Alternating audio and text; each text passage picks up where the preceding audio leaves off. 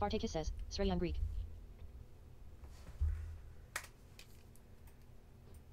Uat Mitchell says, I read your name now, it's pink. Discovered Crystal Lake. 65 experience gained.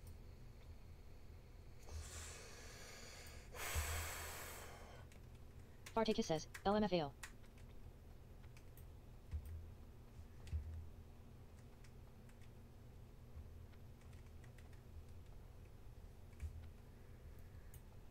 Vartakis says, a hairy cloud follows me everywhere. Since my husband left for the front, Helene here has been my strength. Her kind heart and sharp sword have helped me through a lot of Imbit tough Sword times. says, should have went with Igos. I don't know what I would have done without her. You have learned how to create a new item. Hand-stitched leather braces. You have learned how to create a new item. Hand-stitched leather cloak. You have learned how to create a new item. Hand-stitched leather vest. You have learned how to create a new item. Light leather. You have learned how to create a new item. Light armor kit. You have learned how to create a new item. Hand-stitched leather boots. You have learned a new ability. Leatherworking. Apprentice. You create light leather. You create light leather. I'm gonna go pee while it does this. I'll be right I like this back. version better. Trust me, I contemplated multiple versions. This one's the most multifaceted. Tongue sticking out. You create light leather. You create light leather. You create light leather. You create light leather. You create light leather. You create light leather. You create light leather. You create light leather. You create light leather. You create light leather.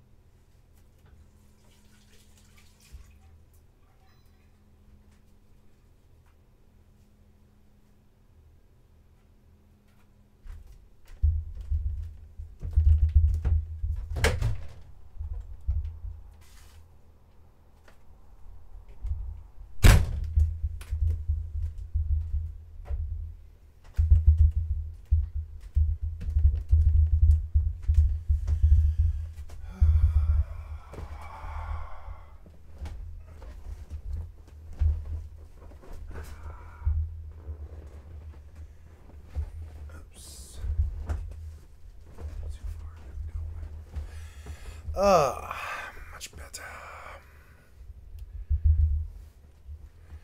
Okay.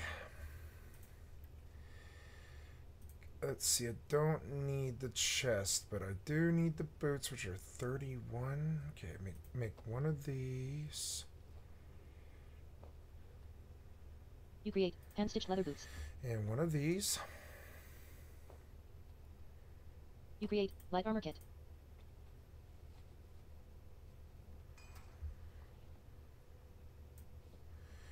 Good. Hey, she's got the boots with fur. Then the vest I don't need, but the bracers. The bracers, yeah. 21. You create hand-stitched leather bracers.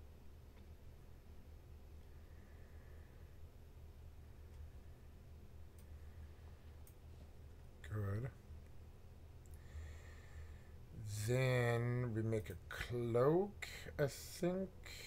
Yeah.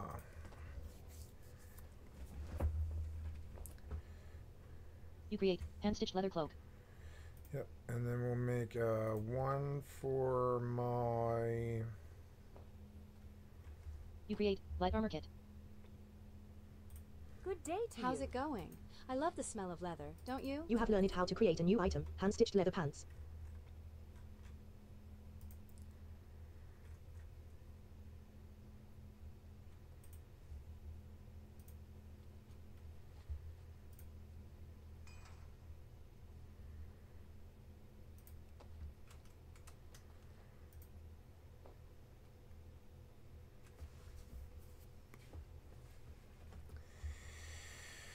We'll consult a classic leather working guide. Classic leather working guide. Wow. And the classic WoW leather working guide. At my level, I am 18 out of 75. 18 out of 75. Do I make light leather? 18 out of 75. Make 19 light leather out of 57 room leather scraps. Yep. And then make light armor kits all the way to 45. Okay, all the way to 45 works for me. So, yeah, we're right on time to actually basically... Well, wait. There's a new armor thing. I reinforced... Oh, no, gotta reinforce the pants. You create light armor kit. There we go. We're completely reinforced, and we're looking a little bit better to tank everything. Yeah. And then, do you know anything? No. We're gonna make... What else here? We're looking to continue to make light leather cloaks. I guess... No, stop. Light armor kits. You create light armor kit. You create light armor kit. You create light armor kit. That's gonna be able to make a nice belt. You create light armor kit.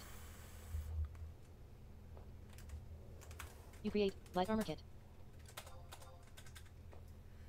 Ooh, money. You create light armor kit. You create light armor kit. That's the leather belt. Have a good one. How's it going? I love the smell of leather, don't you? You have learned how to create a new item, hand-stitched leather belt.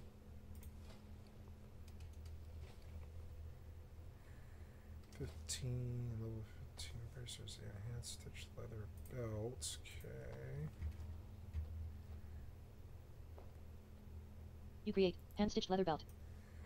Good, belt, and then we go light armor kits, but I'm out of light armor, okay, so good. Oh, and then leather How's it going? worker, but I love the do smell you... of leather, don't you? What can I do for you?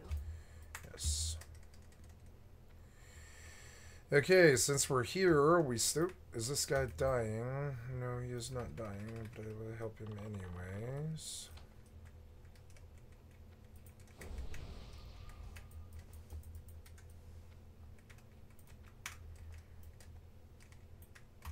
Hey there, I can teach you fishing skills. See you later.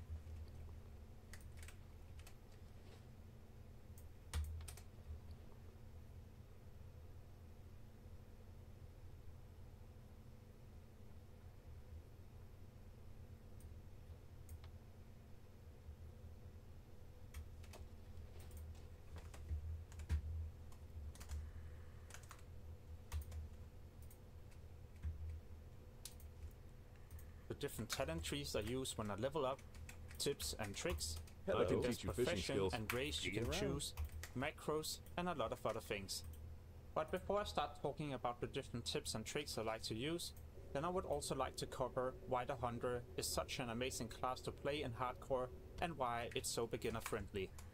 You started the wrong video. Are you still doing this?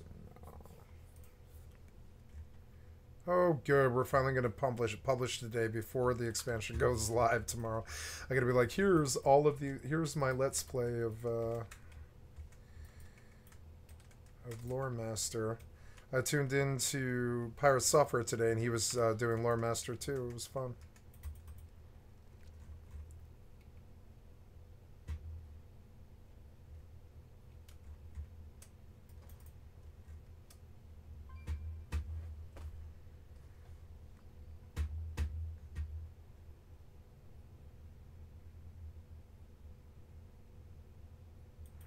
You receive loot. Raw brilliant small fish.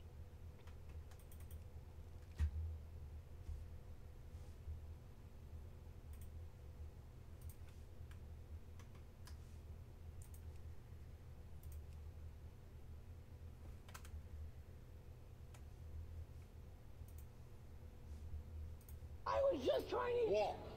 I was just trying to use the goddamn f***ing password. Walk.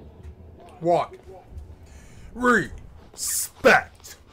Walk. What did you say? This is yet another instance of Daniel going on the record, threatening to do something drastic when he doesn't get his way. You gotta wonder how many times he's already pulled this routine on his caretakers and Bob when there was no one watching. Later on, he begins heavily zooming into a small, bloody bruise on his finger to highlight how brutal the security was with him, and if that wasn't enough, he accuses them of sexual harassment.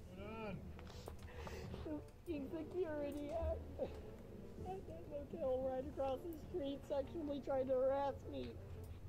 Sabias Nikan says, can anyone help with Hoosier?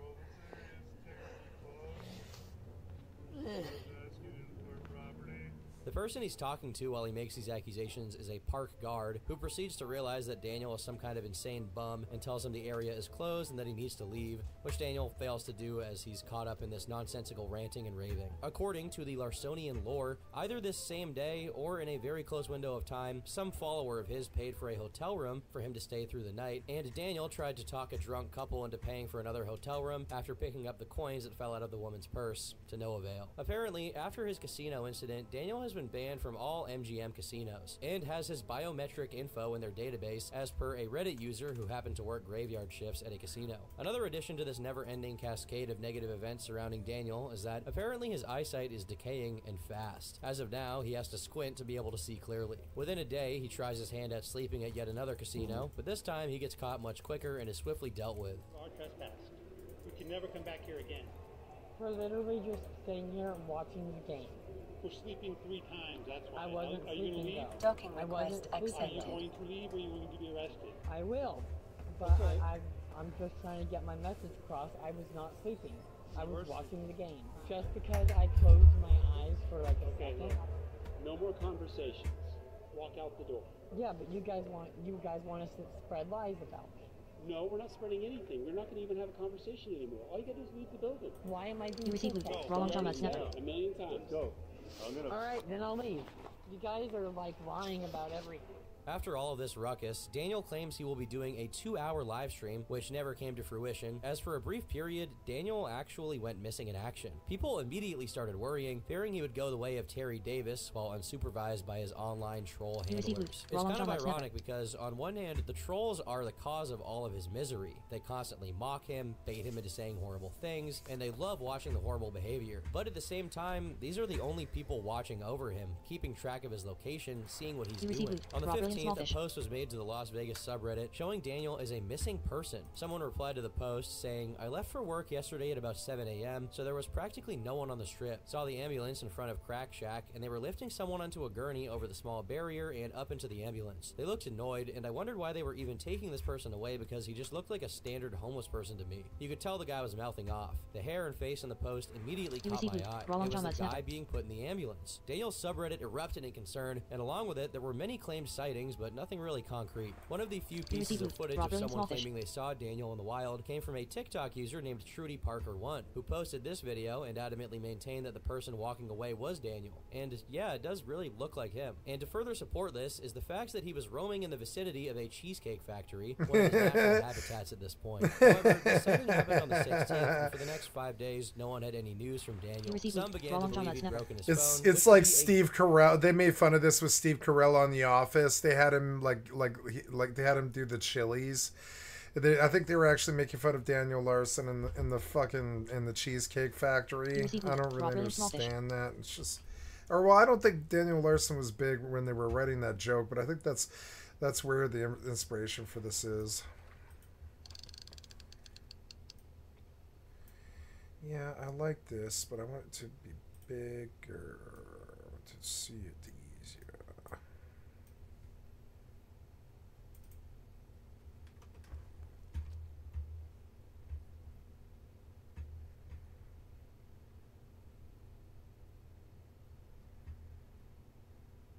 Says, LFM11 wanted. Hogger, 176.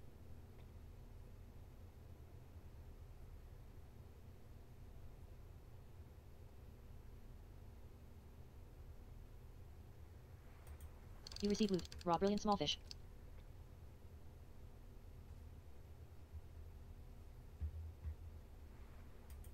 You receive loot. Raw long jaw mud snapper. death sentence, as despite many people occasionally paying for his food and transportation, a phone was a tad more expensive than what his following was comfortable with subsidizing. On the 22nd, Daniel was seen once again, this time completely bald and erratically skulking on the side of the road. According to the person who shared this clip, Daniel had just been kicked out of a bus for refusing to pay the fare, was wearing the same clothes he'd been wearing for the previous 8 days, and apparently still had his phone, but it was either dead or broken. A day went by, and during the afternoon of the 23rd, Daniel resurfaced triumphantly on a new TikTok account, Daniel Larson LV, for Las Vegas. In his comeback video, he says 2 fans of his approached him while he was at a casino and got him some food. Once they had his trust and his defenses were down, one of them took a swing at Daniel from behind, knocked him down, and stole his phone, allegedly fracturing his skull so bad it would take up to half a year to heal. While it's assumed that he's lying about parts of the story, such as fans of his being responsible for it, it also seems like he's not entirely lying. Some people on Reddit had said they saw him getting into an ambulance, which would fit his story of having gone to the hospital to get his skull checked. In his downtime, probably due to the hospital noticing Daniel was mentally challenged and homeless, Daniel secured almost $400 in monthly food stamps and housing from a company called Sober Homes. As soon as Daniel's eyes once again met with the hypnotic blue light of a smartphone screen, the veil of delusion swept him up from his grimy reality and back into his fantasies. Suddenly, his story about being robbed turned into being attacked by Grace Vanderwaal's ex-boyfriend, who was mad at him for having stolen her heart. The next few days were peaceful, with the few videos that were uploaded being mundane things, such as him waiting for a tram and attending a free concert. However, on the 27th, he once again became homeless because apparently Sober Homes, or Sober Homies as Daniel prefers to say, was obviously very unfair. Okay, everyone, I have terrible news. Sober Homies. Sober Homies. Sober Homies. Oh my god. I did not have enough. I think I've heard this in Denver before, but I had no idea what it was. To pay for the rent. His TikTok account from this period is now gone, and consequently the videos aren't exactly easy to find. What has been documented in text form is that during his Sober Homies exile, Daniel posted about 50 videos spanning multiple topics. In these, he claimed he was now trying to contact housing companies in California and Colorado, and that unfortunately, this would prevent him from having a girlfriend or a job. Not that he could get either in the first place, as he immediately follows us up by saying that the places he applies to for a job are blackmailing him, which I take he actually meant as blackballing, and they won't hire him due to his reputation. He also explains that he made $30,000 off of donations in the past year, which would get him in trouble with the disability services, but he doesn't care too much about that. Not only did he expect to continue being homeless for the months to come, but he also said that believing that he isn't disabled has actually improved him mentally. In his addled state, Daniel randomly pivots to Bob and starts lying about being on a phone call with him, claiming that Bob apologized and told Daniel that the state needs to get him housing or he'll buy a gun. It's always when there's an inkling of pity for Daniel that he says things like that. I'm willing to bet that the only reason he hasn't assaulted more people is because on some level, he knows he wouldn't get away with it. After all, he felt comfortable attacking Bob, a senior citizen. If Daniel ever got his hands on a gun, God forbid, there's a very decent chance he'll end up taking someone's life. After posting a video indicating he's once again being tricked into thinking he's talking to Grace, he eats a meal at basing that on? he obviously can't pay for, and so he dine and dashes, which gets him kicked out from not only the restaurant, but also the entire mall. In the videos following, it becomes clearer why he started talking about Bob again. The trolls are simultaneously pretending to be Bob and Grace. This is crazy. Why am I getting a message that You received Grace raw brilliant small fish. Vanderwall is in downtown Las Vegas right now trying to find me? Bob literally just ignored me when I called him and said, ask Grace from security. Grace Vanderwall, I need your help. Message me immediately. What? Active. I'm in danger. Once again, he began Grace asking Vanderwall people is online not to going pay to for his message meal, you. but I guess he felt You embarrassed fucking about it, idiot. so he lied about having $200 in his Cash App, and the only reason he couldn't pay for his meal was that his debit card. You are intelligent enough to know to not say this stuff. You say this stuff because you have some kind of like attention deficit disorder. You need people to pay attention to you as you class clown your way through life. Card randomly got locked. He didn't keep this particular charade going for very long, and shortly after. I mean, not that we should be critical of him. It's just, I mean, we should be critical of him, yeah. He admits to only having $10 in his bank and asks for 30 so the restaurant doesn't call the cops on him. In the last post in this series, he's frantically saying he needs Grace's help and is in danger, and we can see the reason for his desperation. The fog is back and has slowly begun to consume his frontal camera again. On the 28th, he gets in trouble in yet another establishment, but this time in an even funnier way. It seems that he'd been sleeping in the bathroom of a bar for an unspecified amount of time, and he didn't get thrown out, but instead got the equivalent of a soft block. In the video he posted about it, he was complaining that upon leaving his improvised crypt in the bar's bathroom, he was ordering things, and the employees were leading him on as if his orders were being prepared while they evidently weren't. Daniel, of course, was fuming about this, not only because he didn't get to eat for free, but they also refused to aggressively throw him out, which would then give him the opportunity to play the victim again. They simply called the cops on him, and when they asked them why, they said they didn't know. A genius move on their part. He also seems to be developing some kind of paranoid disorder, as he seems to believe 2 of the employees have been following him around, but it's not really certain what he meant by that. Archives of this day become even more scant, not only because the account was deleted, but during that time he temporarily had his account privated due to his new phone number leak,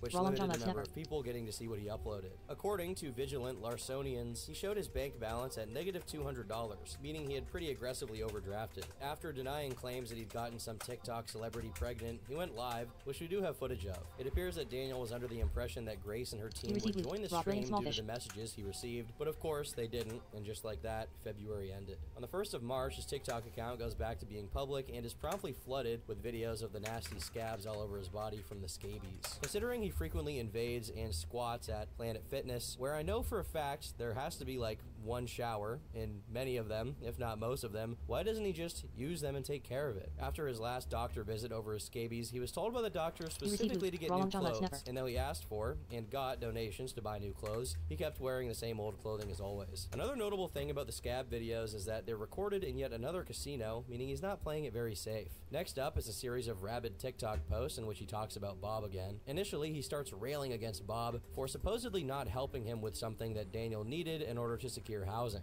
This message is for Bob, not contacting the diversion program when they wanted him to be able to help with the housing and court stuff.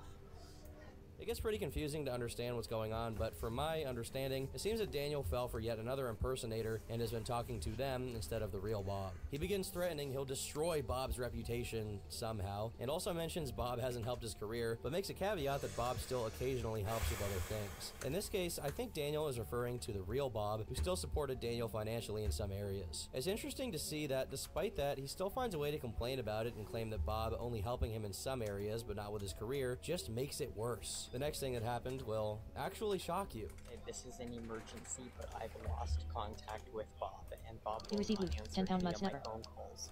Okay, there's an emergency.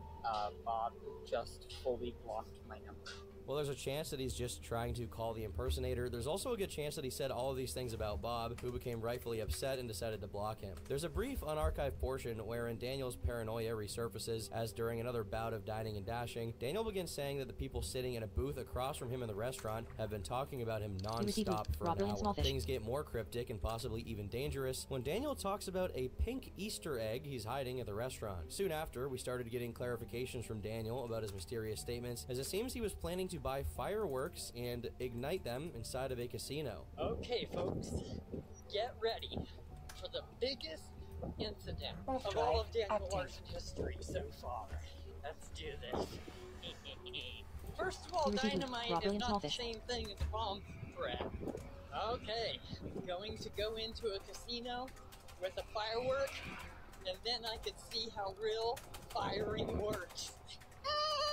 This is one of the strangest Daniel Larson moments so far, don't get me wrong. He's obviously done worse than threatening to blow up a casino with fireworks. However, most of these worst things are done in the patent Larson way. First, he self-righteously does something he knows he's not supposed to do, and then puts on an act where he's now the victim. This time, and only this time, he went all out and embraced the role of a cartoon villain. He truly never ceases to amaze. Nothing happened, as you can imagine. He didn't get fireworks because he doesn't have money to buy them, besides one unarchived video in which Daniel claims to have flooded the toilet toilets in one of these places. Because of his threats, his account got reported, and he made 2 new ones, Daniel Larson NYC and Love Daniel Larson Forever. It's kind of funny the way that a lot of these guys will name their accounts almost as if they're fan accounts. The day ends nonchalantly as Daniel plays pool for almost 25 minutes on his YouTube account. The next day wasn't as nice though, as people were mystified by the fact that despite the 2 new accounts having been freshly created, no videos were going up. Eventually, a post went up on his subreddit saying, as of right now, he is in custody of the LVMPD. He was confirmed arrested and trespassed from a casino last night. I verified this information with their security team and the LVMPD. Do not try to call or interact with anyone in regard to this. Let the professionals handle this. A few hours later, a couple of updates were made to the original post, saying he's likely not yet been charged or booked in any detention centers in Clark County. He was likely sent to a medical facility, but will be transferred to a jail afterward. We will likely know tomorrow.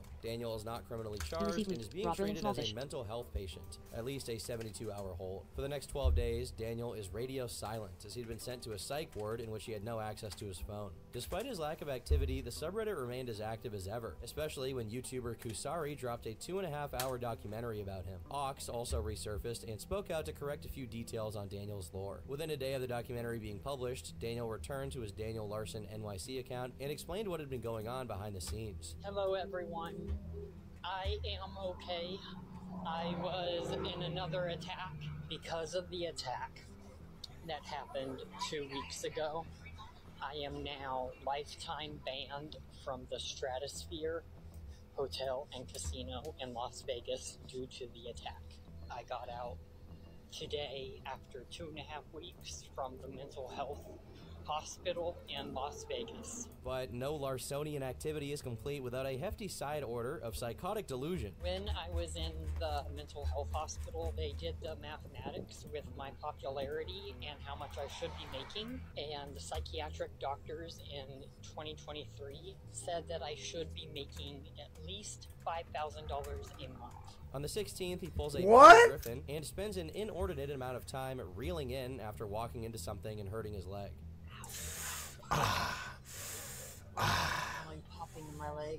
Turns out this took place in the Tropicana Hotel, from which Daniel was kicked out as soon as an employee noticed he was charging his phone despite not being a guest there. Just let a brother charge his phone, okay? He's TikTok famous. Though we no longer can see the particular post I'm about to refer to, Daniel has become known for using a fake banking app to try and pull on people's heartstrings and beg for donations, an example of which was archived and shared a few months later. As you can see, there's an edit button right next to the checking account, and he has ludicrous things on the expenditures, such as a whopping $8.50 spent on energy and security. I'm bringing this up because after leaving the psych ward, Daniel was angling to scrounge up some money to leave Las Vegas. So he posted a screenshot of that fake banking app saying he was $755,597.58 in debt. I guess he took out a couple of mortgages while in the ward. On the 17th, he did a live stream, which we unfortunately don't have archived, in which he reads threats he received in the chat and begins sprinting while looking over his shoulder and licking up his running nostrils. It must have been a sight to see. He blamed Michael Quinn for the attack and claimed he was now on an iPod Touch, announcing the next place he'd be traveling to is Phoenix, Arizona. In a community post, he specifies he'll only be there for a few hours, as his final aim is New Orleans, presumably to try and make it as a rapper, considering many of his posts during this brief period consist of Daniel freestyling. Yeah, I'm the monkey, I'm the Sphinx, yeah, it stinks. When I'm standing up here next to the Sphinx, yeah, I am the king, you know my name. Thank you, Ariana Grande, for the $70 donation. The next bus stop was at Tucson, Arizona, and throughout his community updates, he kept stressing the need for donations because without them, he'd be unable to complete the trip. It seems this was yet another minor scam for Daniel, as one of the next videos he uploaded to his TikTok was him eating some cookie dough, which he had apparently bought with the money donated to him. In a serendipitous turn of events, Daniel ran into a few followers of his while in Tucson. Besides someone who called the cops on him, prompting Daniel to declare full lockdown, the fans treated him well, took a selfie with him, which I was unable to find, and paid for dinner, as seen in a video he posted to his YouTube channel. Though in it, he claimed he treated himself to it after getting back his distribution. In a video, Daniel reveals that he was supposed to get on a bus that took him to Roswell, but ended up in El Paso by accident. Once he was there, he got the police called on him while he was in a restaurant. He spends basically the rest of the month traveling around Texas and trying to get back on track on his way to NYC, supposedly, if there's any truth to his TikTok handle. On the 24th, he decides to start modeling and informs his audience of his financial situation. I need to make $1,000 because I am behind $1,000 this month. Later on, he starts getting paranoid again, saying there's been a Jesus website Christ, while he I'm made doing so entire much My money location being is fully like doxed. this. My fans are doxing my location. I'm going to need donations for me to get an Uber out of the area. Oh my There's been a God. person in a white pickup truck following me around all day long. Daniel's under the impression that this is a hitman out for his life. During this ordeal, he keeps talking about whether getting donations or convincing people in real life, such as Whataburger employees, to let him call for an emergency Uber. It's difficult to say to what degree Daniel was actually terrified for his life and how much of his panic was played up so he could get a means of transportation out of that place. But I think it's probably safe to say that the trolls definitely weren't helping his perceptions and paranoia during this time. Indeed, someone was following Daniel, but it seemed to be a follower of his. After he extensively LARPed about the Greyhound he was on being his private tour bus, someone calls Daniel up and has a nice chat with him. Yeah. Why was that? Because you have scabies and because you're That is not true. Okay, so I had my all my social media accounts stolen from me, and I had to take it to court, and I won that case. Whoa. On the 29th, he gives a shout out to a very dear close friend of his. Shout out to Jeffrey Epstein. Oh my God. He uploaded this. My fans need to stop trying to frame me. It's not okay. According to his next upload, people called up local law enforcement and made a variety of threats, and because of this, Daniel had to be detained. In a comment, he revealed that the phone calls and threats also affected his dining experience, as he was supposedly followed into a restaurant. Well, it's very confusing to try and clear up what was actually happening, since Daniel is a very unreliable narrator, and most of his videos aren't up anymore. It looks to be the usual Danderson gets kicked out for being unable to pay or for being infested with scabies. Something we've all gone through, frankly. According to the date shown in the video itself, this took place on March 30th, while Daniel was in Houston. Serious question that I do need to ask, okay? Go ahead. So, recently I gained a bunch of popularity over social media. We don't have Okay. Somebody help me Alright, we're out. done here. Okay. Alright, we're done here pretty much immediately. It's like what you say to an angry 14-year-old or whatever. Alright, we're done here. Approaching Stargate. Okay, you're putting me in physical danger!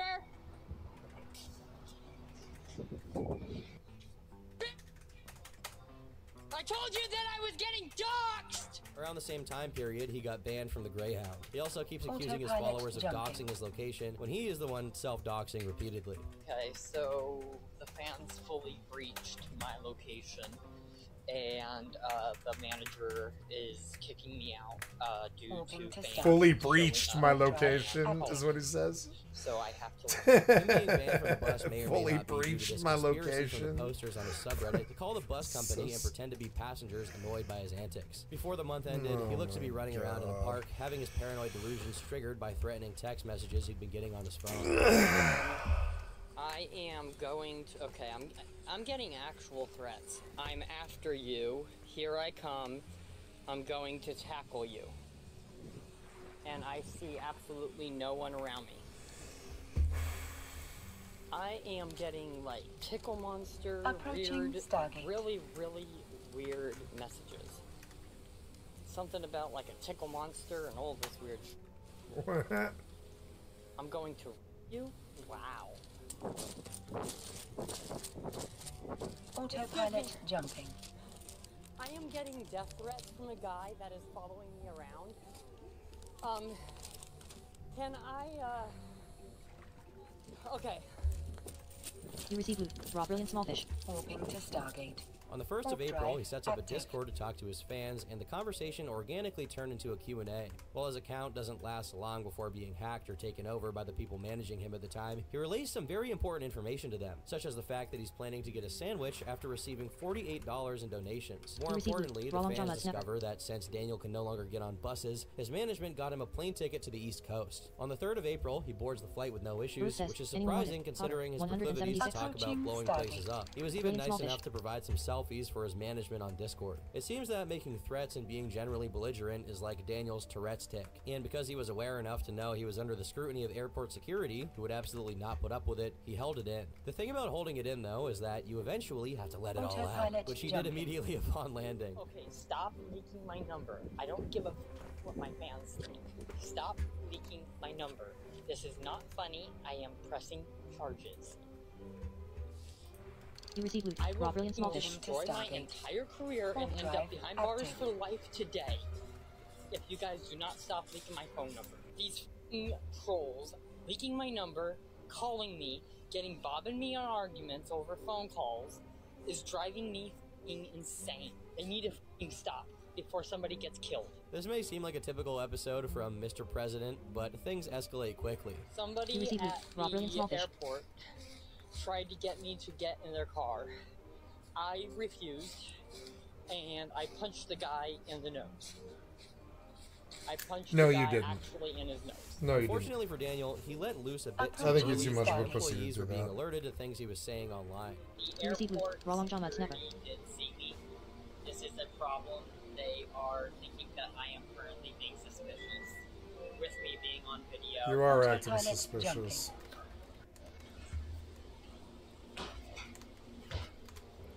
Oh, I feel.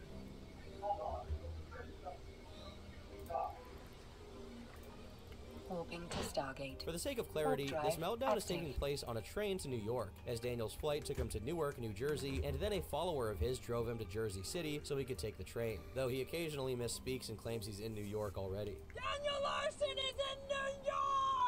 In these circumstances Dan currently finds himself in, you'd think some amount of reality would be able to seep in, or at the very least that he would stop broadcasting his live reaction to being under the suspicion of airport security. But ladies and gentlemen, Daniel Larson is simply built different, and frankly he's built better than the rest of us. Okay, the fans want me to go to a particular location.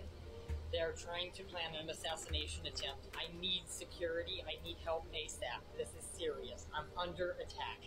Stop. You guys are scary. Autopilot Stop. jumping. The next day would prove equally intense for Daniel. A video clip that seems to have been recorded without his knowledge shows him in what looks like some kind of diner. I presume a couple of his followers approached him and offered to pay for a meal in exchange for having a convo. This was the result. So I made the Pinterest way to go viral at that time. Of course, it's a smart way, right? Yeah, and then I told the fans that, like...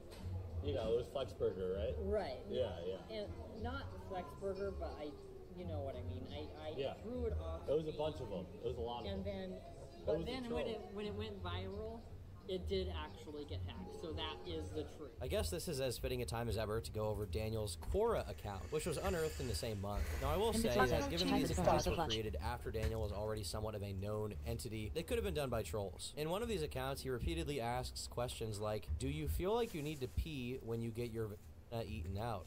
And what was your first time getting Cummings as a child like? In another account, similar questions are asked, but this time with the names like JoJo Siwa, Marcy Lynn, and Grace Vanderwall attached to them. If you haven't watched the first video, these are girls Daniel has been obsessing over for years, with particular emphasis on pictures of them when they were very much, you know, very young. Again, when making videos on people like these, a lot of things can be in good fun, but there's always a chance that guys like Daniel might, at any moment, actually victimize someone. As far as I'm concerned, this is very good grounds to have him under permanent supervision until, you know, the day he dies, basically. Back to the happenings of April 5th. After his encounter with the fan who asked him about the Pinterest account, a user on TikTok with the name ZockMonkey posted a video where Daniel can be seen behaving erratically in a bodega. Daniel. Approaching Stargate. You receive loot. Raw brilliant small fish. Daniel. Come on, Daniel. You know me. No, I don't. You do? No, I don't. I'm on the phone with my security. You're smoking crack or tweak? No, I'm not. While this IRL encounter was happening, Daniel was on a call with some people he considered his managers, and we have a recording of that call. I've already punched the security guard. I've already punched the security guard. Because he put hands on me. And I told him that I'm a celebrity and you're clearly putting me in danger by doing this. You guys should, you know, like, at least understand that, like, I don't know these people. I'm trying to call the police.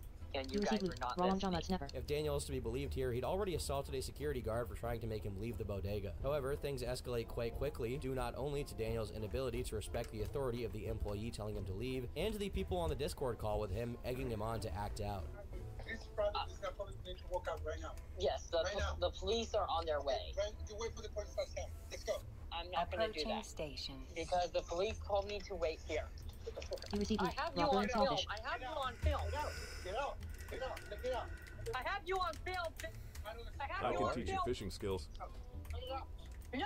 Have a good one. No! Because you hit me! You hit me in there! Docking permission requested. Docking request There's a brief accepted. moment after this where Daniel goes silent, presumably because he accidentally turned his phone off or something. Soon after, he informs the other people on the call of what happened. I'm injured. The guy tackled me to the ground. I had to hit him for protection. In the immediate aftermath of this scuffle, Daniel sends this voicemail to someone, calling them a racial slur. I'm not desperate. You guys should take that seriously. Wait, he's cool now. For whatever reason, he was under the impression the bodega was a block away from Grace's house. The posting resumes once he's in the hospital. This is what I look like after I got assaulted by 2 fans in New York City. While he says the attack came from his fans, according to Zoc, they'd already left the bodega a few minutes prior due to being yelled at by the same employee who ended up tackling Daniel. On April 6th, as Daniel reeled in from the fight, one of the Grace impersonators in contact with him told him that she was in Kansas, prompting Daniel to publicly consider leaving New York just a few days after getting there. However, fate would simply not have it. Everyone following Daniel knew of his history with Josh, who was notorious for being from New York. So it was really a match made in heaven. I mean, the two were supposed to meet. It was fate. The flames between them were fanned by the followers once again, and eventually this culminated in Josh officially re-entering the Larson-verse to celebrate Daniel's defeat and claim New York City supremacy. I made it in New York. I can make it anywhere. Unlike Daniel, he made it 10 hours. Loading says, Princess and then anyone? he got punched in the nose here. He's not a New Yorker. I'm a New Yorker. I'm the captain of the ship. I run New York.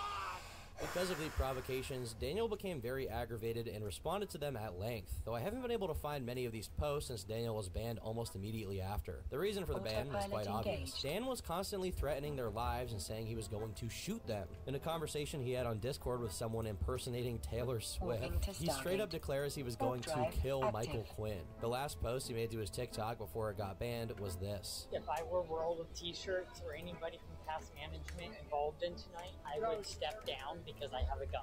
Within a day, he makes a new one, which has now also been banned, and starts posting on it. Behind the scenes, someone was fueling his hatred towards Michael Quinn and Joshua Block, claiming that one or both of them were Jewish and incentivizing Daniel to express anti-Semitic sentiments on his TikTok. Daniel embraced this and made a modeling TikTok with the audio being from a parody song by Rucka Rucka Ali, where he speaks from the point of view of, I'm gonna call him Zadolf Zindler for this video, but I think you guys know who I'm talking about. On the 8th of April, he apologizes profusely to multiple people. This message is for Tyrone. Please stop. Listen, Approaching Stargate. And I'm sorry. This message is for Bob. I am sorry for hitting him. I'm sorry, Grace, for causing so much stress in your family and cheating on you.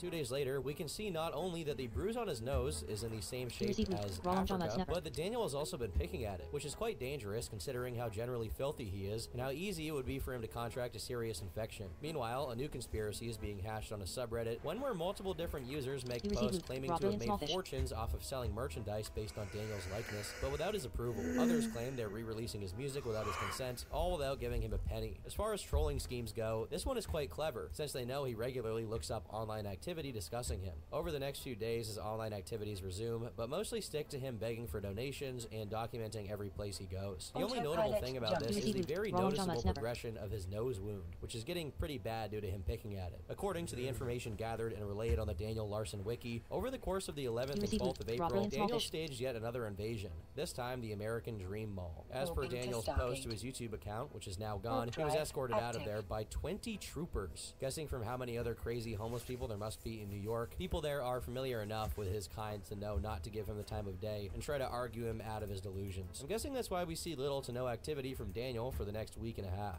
On the 21st, user Real Tina Vanderwall made a definitive post compiling all of the evidence that had surfaced so far regarding Daniel Larson being a creep. While we've already covered most of the stuff in the post, it's worth elaborating on one of the more prominent pieces of evidence that you may or may not have seen before. For a very long time, this video of Daniel pushing a girl onto a bed has been making rounds as people try to speculate on what's going on. Some people claim Daniel was trying to do something evil, while others say he was just playing with her in a harmless manner. After people repeatedly brought it up to Daniel, he clarified clarified in a post on his YouTube community that she was a close family friend and he was just playing with her. However, in the same post, he identifies her by name. And if we take a look at his old Twitter account, we can find multiple tweets in which he says someone by that name is an upcoming porn star and that he himself is also one. This, plus the many unreadably inappropriate messages he exchanged on Kick with people he thought were minors, and the fact that he eventually changed his name to Bill Carter so people wouldn't give him grief over it, are very damning. A day later, Daniel started posting on his community tab and TikTok,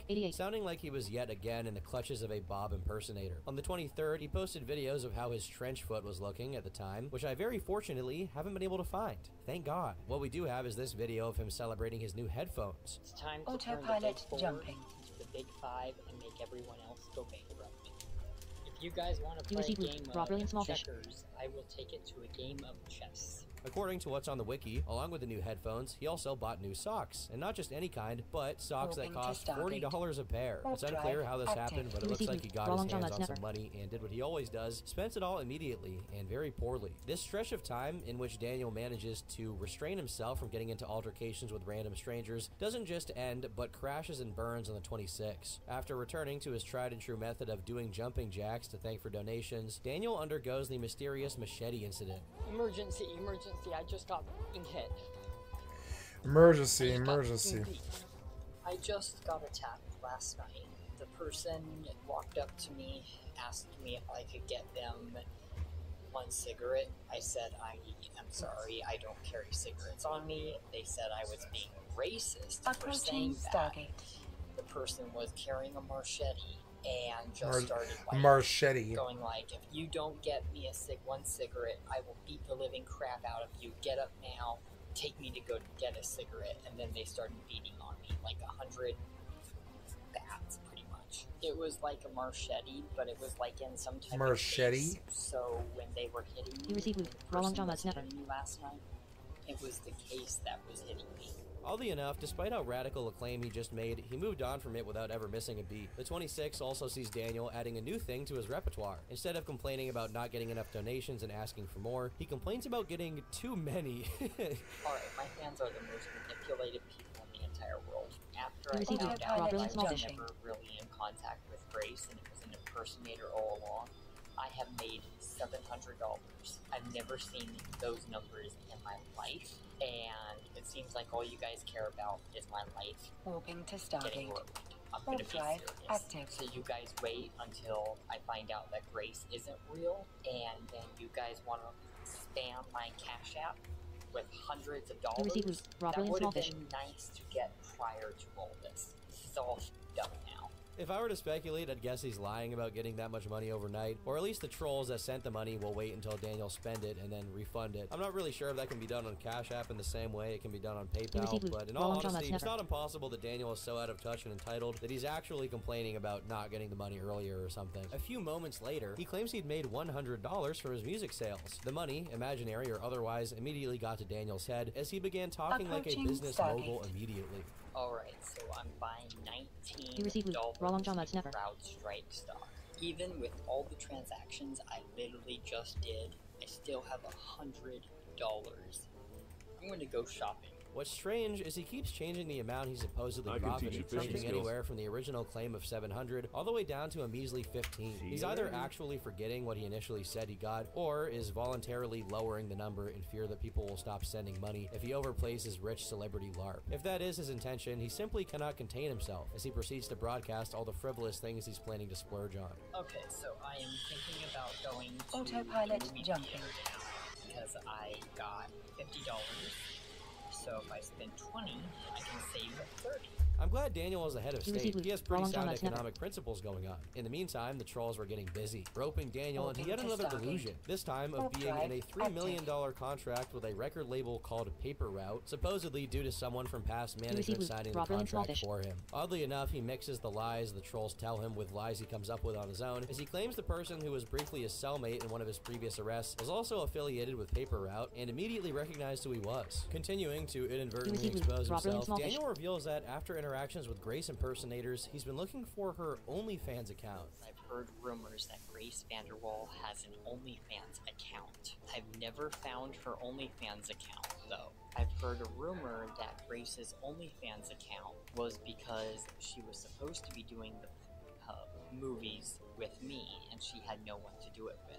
He's also given up going to Kansas and is instead planning to go to Denver, where the Paper Route headquarters is supposedly located, presumably so he can collect his $3 million payout. Before the end of the 27th, he makes the mistake of mentioning the accursed Akron Goblin. So apparently there was also a guy involved in past management named Cryax, and he's pretty famous on YouTube. He's a YouTube villain, I should say, and easily manipulated. So apparently Cryax is the one that was leaking the news, after apparently the Vanderwolves did the investigation. Just imagine a collaboration or feud between these two. Another great clip from this particular run of TikTok posts is when he tells a story about having lost a $50 Airbnb gift card and now has to make not $50 but $200 so he can turn a profit, of course. It's very funny how he thinks that profit just means whenever he gets extra money for no reason. Later on, he starts talking about the Discord server and the subreddit about him being in a 3-day-long civil war. The schizo lore he gives for it is absolutely I'll be right back. Drivel, not worth listening to, but he gonna get something to eat.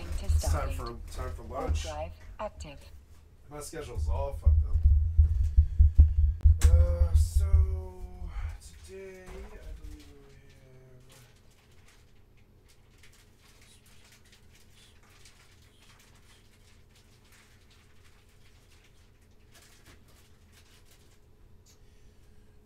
have today.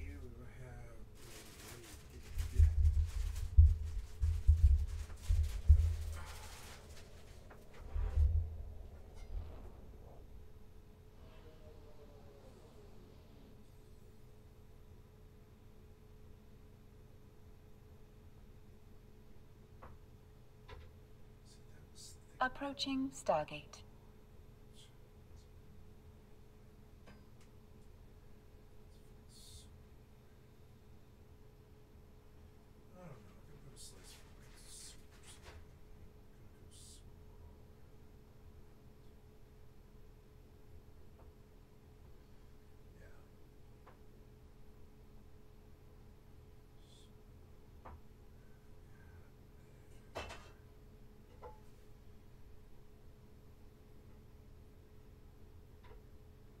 That says, dang. Fish aren't biting here either. I am gonna go back to my OL fishing hole.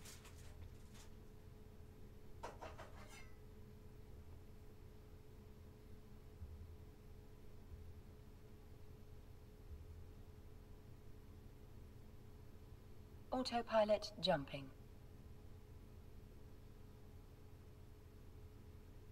Autopilot disabled.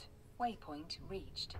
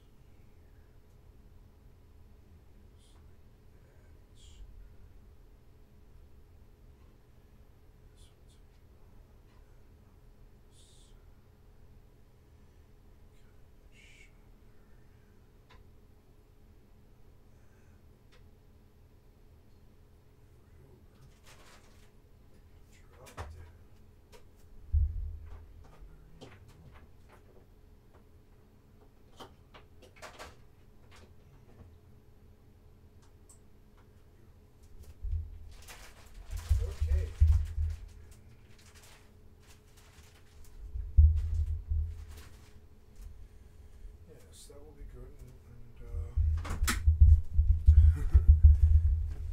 yeah, and I'll fish and have some popcorn and stuff. That sounds good. Sandwich and some popcorn.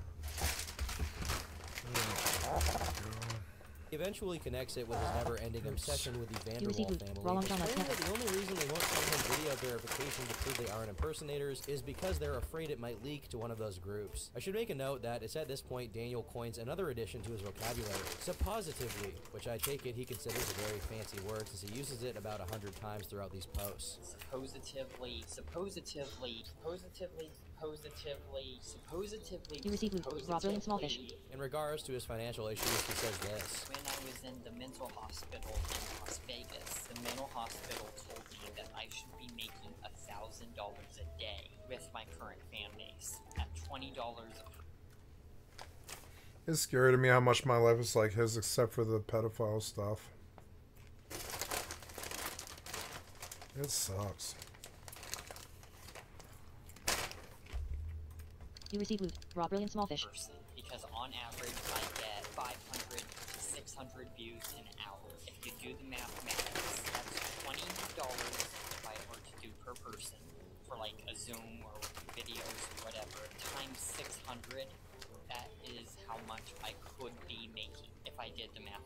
You receive loot. Not sure that math really checks out. You know a thought is about to be really articulate and sensible when it begins with, they told me in the mental hospital. The 28th is a busy day for Dan's community page. In a post, he says, a guy walked up to me in what looked to be a Family Guy mask, holding a police flashlight, threatening that he was in the Illuminati and that he was watching my every move and was going to kill me. While this absolutely sounds like what a Larson troll would do, Daniel plays it up on purpose so that he could ask for donations for the weekend immediately after.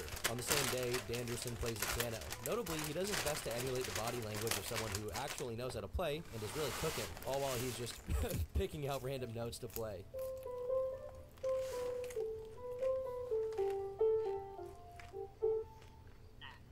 It seems whatever setup he managed to put together so we'd have a place to sleep and food regularly was coming to an end, as he claims the fans started once again contacting the establishments he was frequenting and informing them of his dastardly deeds. He acts quite stressed out about this and asks for donations to leave New York City and go to Colorado. However, just a few posts later, he can be seen eating a comedically large lollipop-looking snack. A few more posts go by and you can see Daniel getting upset over how much he's trading a can of Monster. He's literally me, for real. It's on the 29th where his stay at what appears to be a mall comes to an end, and after being asked by some security guards not to record and follow them somewhere, he said, Derby.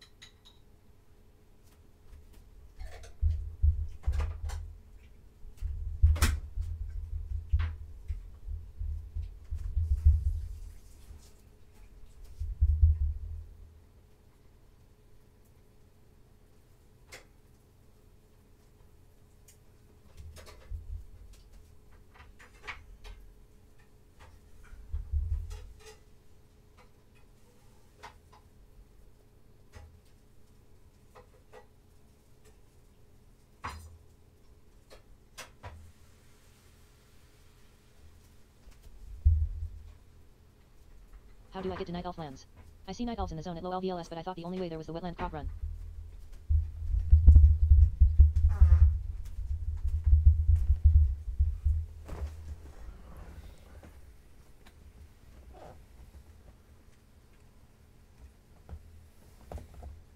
Imbit Sword says, portals. Says something very strange. Alright, so I'm going...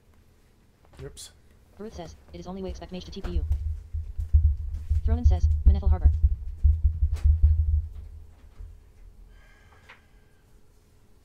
Sheka says, tie.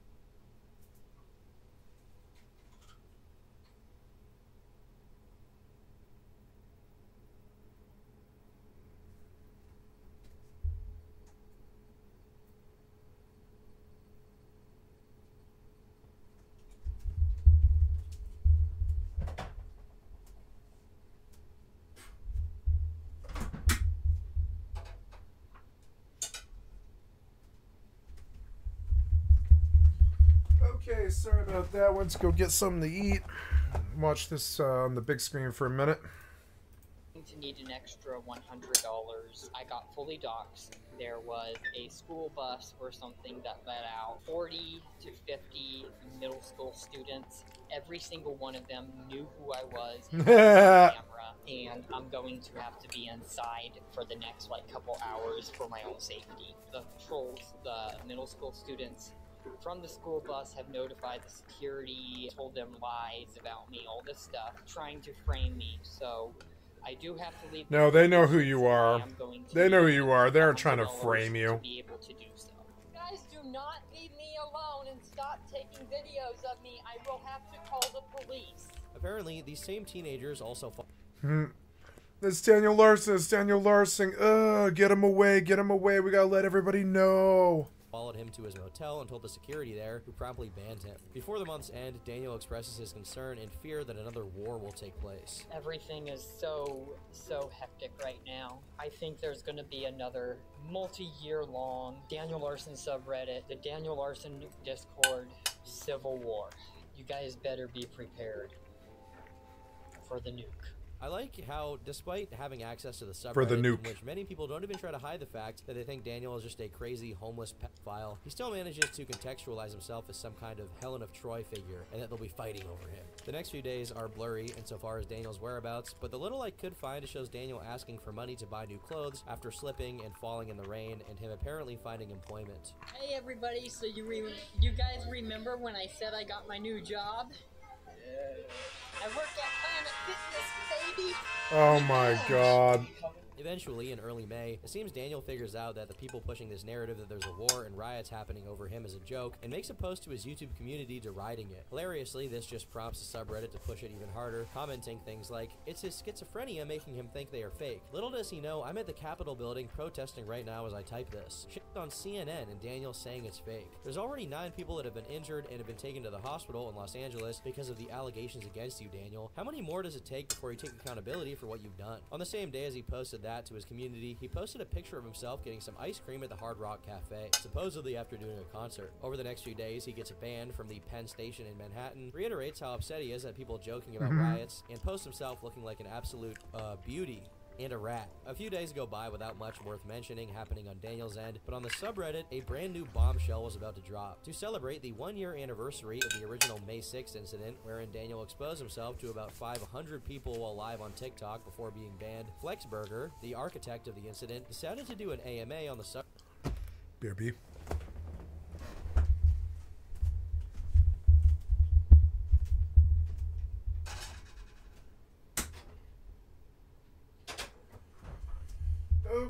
this was good. Yeah, so a couple bites of yogurt, and then I'll go back to work.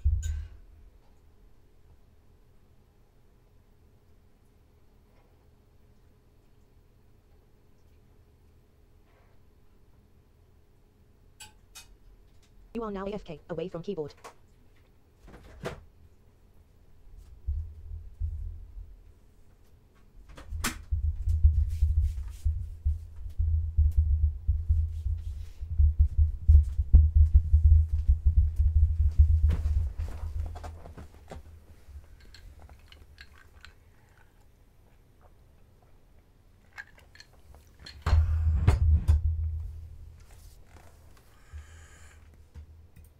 Subreddit. Usually the AMAs with Daniel himself No are longer fruitless AFK. because he's not interested in doing anything besides role-playing as a celebrity and won't really cooperate unless you join him. However, the AMA with Flexburger was one of the most illuminating events in the whole saga. When asked about the child seen being pushed onto a bed by Daniel, Flex claimed she was the same girl Daniel was referring to in those tweets. Another user brought up the confusing timeline of events that led up to the May 6th incident, since Daniel had already declared war on Flex by the time Flex supposedly talked him into doing it. However, Flex explained the following. I went by the name Josh as his manager. I told him that Flexburger was this evil guy hacking all of his accounts and exposing him. He had no clue it was me. When he was making all of those videos with the headset on talking about me, I was on the phone with him. He had no clue that Flexburger was me the whole time. Pretty funny stuff. It's funny that Daniel calling people hackers gets mentioned here because Flex revealed that he only became one of Daniel's managers because after just a few conversations with him, he voluntarily gave Flex his password and asked him to manage his YouTube channel. Another user asked Flex to get back into the fold and convinced Daniel to go back to Colorado so that he'd get proper housing. According to him, he'd love to do so, but his new management gatekeeps him and tells him to block anyone not in their immediate circle. When asked about those who defended Daniel, Flex responded, "The people on TikTok that defend him constantly drive me insane." I'm not sure if a lot of people know this, but this subreddit was actually mostly pro-Daniel around up until about a year ago or so. When I was his manager, I tried telling everyone that Daniel was a horrible person, but no one believed me. People like Papa Gut would defend him just because he has a mental disability. Never seen someone get away with this much. I'm glad the majority of the general public is finally coming to an agreement that Daniel is a creep. It took far too long. I found it disturbing how much of a pathological liar he is and how manipulative he can be. I talked to JP, one of his old caretakers, and he agreed with me and said the exact same. For example, during the Likey meltdown, you can hear him be like, "JP threatened to kill me. JP forced me to do all of this." Yet JP was in another room, having no clue what was going on. The lies got so bad, I remember a few times when I would confront him about the search history, he'd try and tell me the Denver police told him to look that up. We had a group of around 10 different people submitting tips with evidence of screenshots and videos to various sex offender hotlines and police stations in Denver. We had such illegal stuff from him. He sent his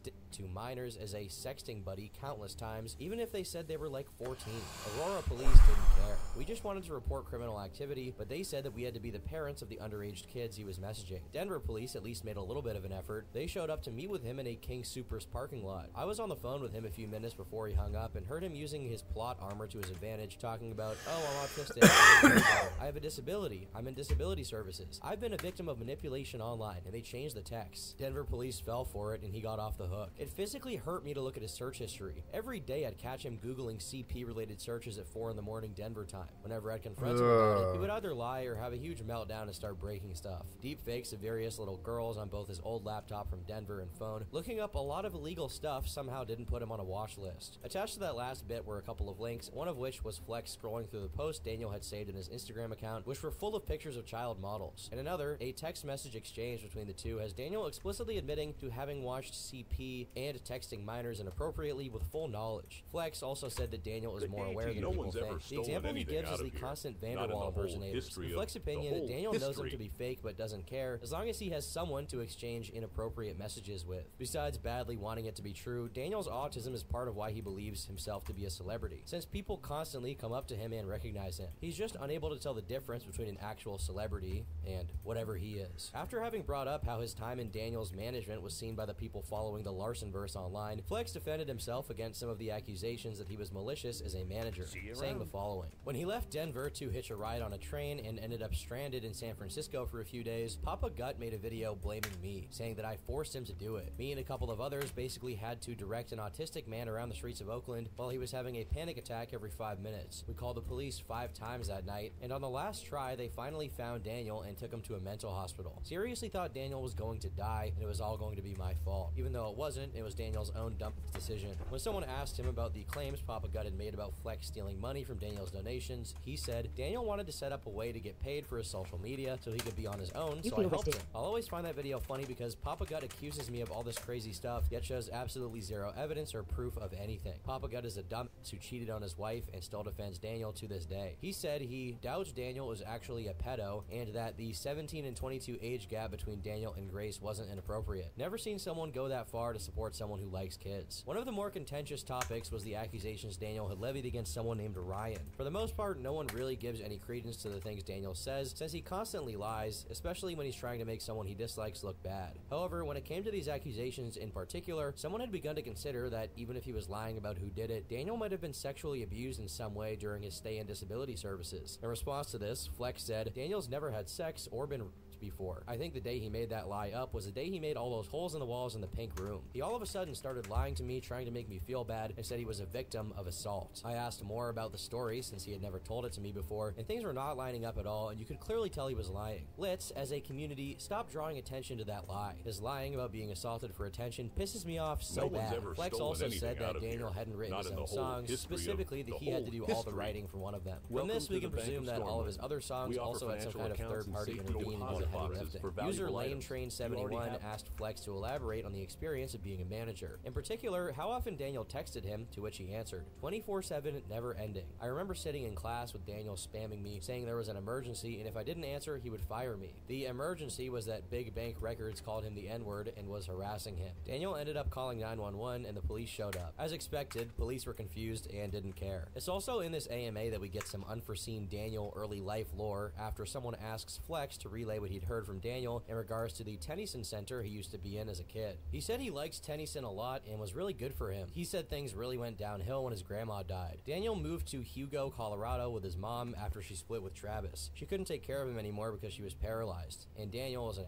asshole. I asked him about her getting paralyzed. He told me she was stuck on the kitchen floor for a couple of months straight by herself and couldn't get up. I knew that was a lie, so I asked, so she pissed herself on the floor for a couple of months straight? To which Daniel responded, yes. Soon after, he elaborated on Daniel's upbringing. I believe his parents were definitely not good parents. It's not super hard to see that, especially when looking at Travis. His Facebook page is full of hentai profiles he made with his daughter's names. There's no doubt Daniel grew up in a bad household, but he 100% abused his mom and grandma. I hate the argument on TikTok that we should feel bad for him because of his bad childhood, when he was the abuser the whole time. And beating up your paralyzed mom in a wheelchair and grandma dying of cancer, does it get any worse than that? Straight to hell. There are comments of his mom literally confirming it on a YouTube video and Daniel admitting to it, yet people don't see it. They got into some argument and he hurt his paraplegic mom, which led to him getting arrested and put in foster care. I'm not sure if a lot of people know this, but Daniel's mom and dad actually have a restraining order against him. Also, he beat up Bob. Clearly, he loves attacking harmless people. I think it's important to mention that I'm just relaying all of these claims exactly as Flex made them. There could be some leeway here and there. Regardless, as Daniel's lies are being contextualized, someone else brought up all the claims he'd made over the years about having a job. Flex explains that he only had a job once. In 2019, his disability services got him one at a thrift shop. Interestingly enough, while Daniel was good enough at his job that he made some decent money, it was spending the money that was the tough part for him. Almost immediately upon receiving it, he was tricked by an Indian catfish into buying $500 in Visa gift cards and sending the codes, which Daniel did, and just like that, all of his money was gone. Due to his direct involvement with multiple notorious Larcenian incidents, people were asking for details which Flex happily provided. For example, he gave some background information on the Likey meltdown. What happened was he kept threatening to fire us for confronting him about his illegal searches. So we said okay, and left him. Within an hour or two, he came back to us crying, saying he would do anything to get back on the team. I remember being out with friends scrolling through his Likey page, dying of laughter. I literally couldn't believe what I was seeing. I don't know how these videos are real. He was on his laptop because someone got him to throw his phone up to the gods for grace, and obviously his cheap little android shattered on the concrete. His hair was all spiked up because we kept telling him to take a shower, but he refused, and instead wiped his head all around with a wet paper towel. That about concludes all the information Flex decided to offer the community through his posts, but before you think his AMA was all bark and no bite, Flex unveiled some of the most egregious troll material ever. For starters, there is the pencil incident, which was rumored to exist months prior to it actually being uploaded, but lo and behold, in the wake of Flex's AMA, it was published in all of its glory. In it, Daniel inserts a pencil, and then jumps around for a bit with it inserted. The next incident to be published was the shower incident, in which Daniel is seen drying himself with a towel while Safe not wearing travels. any clothes, despite being visibly dry. In this incident, it's not the video itself that's the main source of horror, but it's the context. Apparently, Daniel sent this to his mom, who replied by saying, "Danny, why the hell did you give me a video of you naked? That was not cool. I'm disappointed in you. Why did you do that? I'm your mother." To which Daniel responded, "Sorry, that was a hacker. My phone gets hacked every now and then. Looking Just for to remind something you, I get specific. hacked. I've never seen that photo in my life." Then who took it? The elf living in your house? In the middle of these reveals, an unreleased song of his called Wild Hearts was also leaked, but we all know that's not what we're here for. Next up is the bottle incident, which Flex took his sweet time to post, supposedly because he wanted to space out the content to keep the community entertained. However, he did eventually post it, and it's not something that any human being should suffer to witness. Fortunately, that was the full extent of the dreaded May 2023 leaks, as far as I can tell, and we get back to the regularly scheduled Larson activity at this point. On the 7th, a few fans record themselves following Daniel around for a bit as he skulks around in a mall, and they give him a few basic hygiene items, which purposefully include a toothbrush. A day later, Daniel goes live and is in the company of none other than Michael Quinn, who now seems to be actively schmoozing Daniel up, which meant that a collab with the world of t-shirts was imminent. But before that could happen, something else did. On the 9th, he posted these TikToks. I don't really like how many people are doxing conversations. Also, the labels threatening me to be fired in 24 hours if I can't get that to stop. Just to let everyone know, the text message that got leaked on the subreddit earlier, I blocked that person. Can you guess what he's talking about here? Of course, he's once again soliciting all kinds of inappropriate things with catfishes and comparing himself to a cow being milked, as one does. He also confesses to loving the smell of, pee. This doesn't even put a dent in Michael Quinn's plans, though, since on the 10th, the Clash of the Titans finally takes place in the Big Apple. Topper Map says, "Arms for the poor." It's Joshua Block. Let's see you shake hands. Shake hands, guys. Hey, Daniel. Good to see you, buddy. How you feeling? What's it like to meet Josh in person? Gil says, "Is it true?" It's at this point that Are we there get really to pro witness stylists how in the different in-house? Daniel is from someone like Josh, as even during the live stream, Read accepted. Josh can be seen looking away from the phone and You want an talking in auction a for ruined relatively leather normal scraps. tone. Meanwhile, Daniel is in the You want background an auction for tweaking ruined for the leather scraps. entirety of the meetup, and instead of interacting Read with accepted. either of the guys he's with, he eventually starts Read doing accepted. this to get attention. You want an auction for ruined leather scraps. Get bored when I'm at. You want an auction for ruined leather scraps. It's so good. Bid accepted.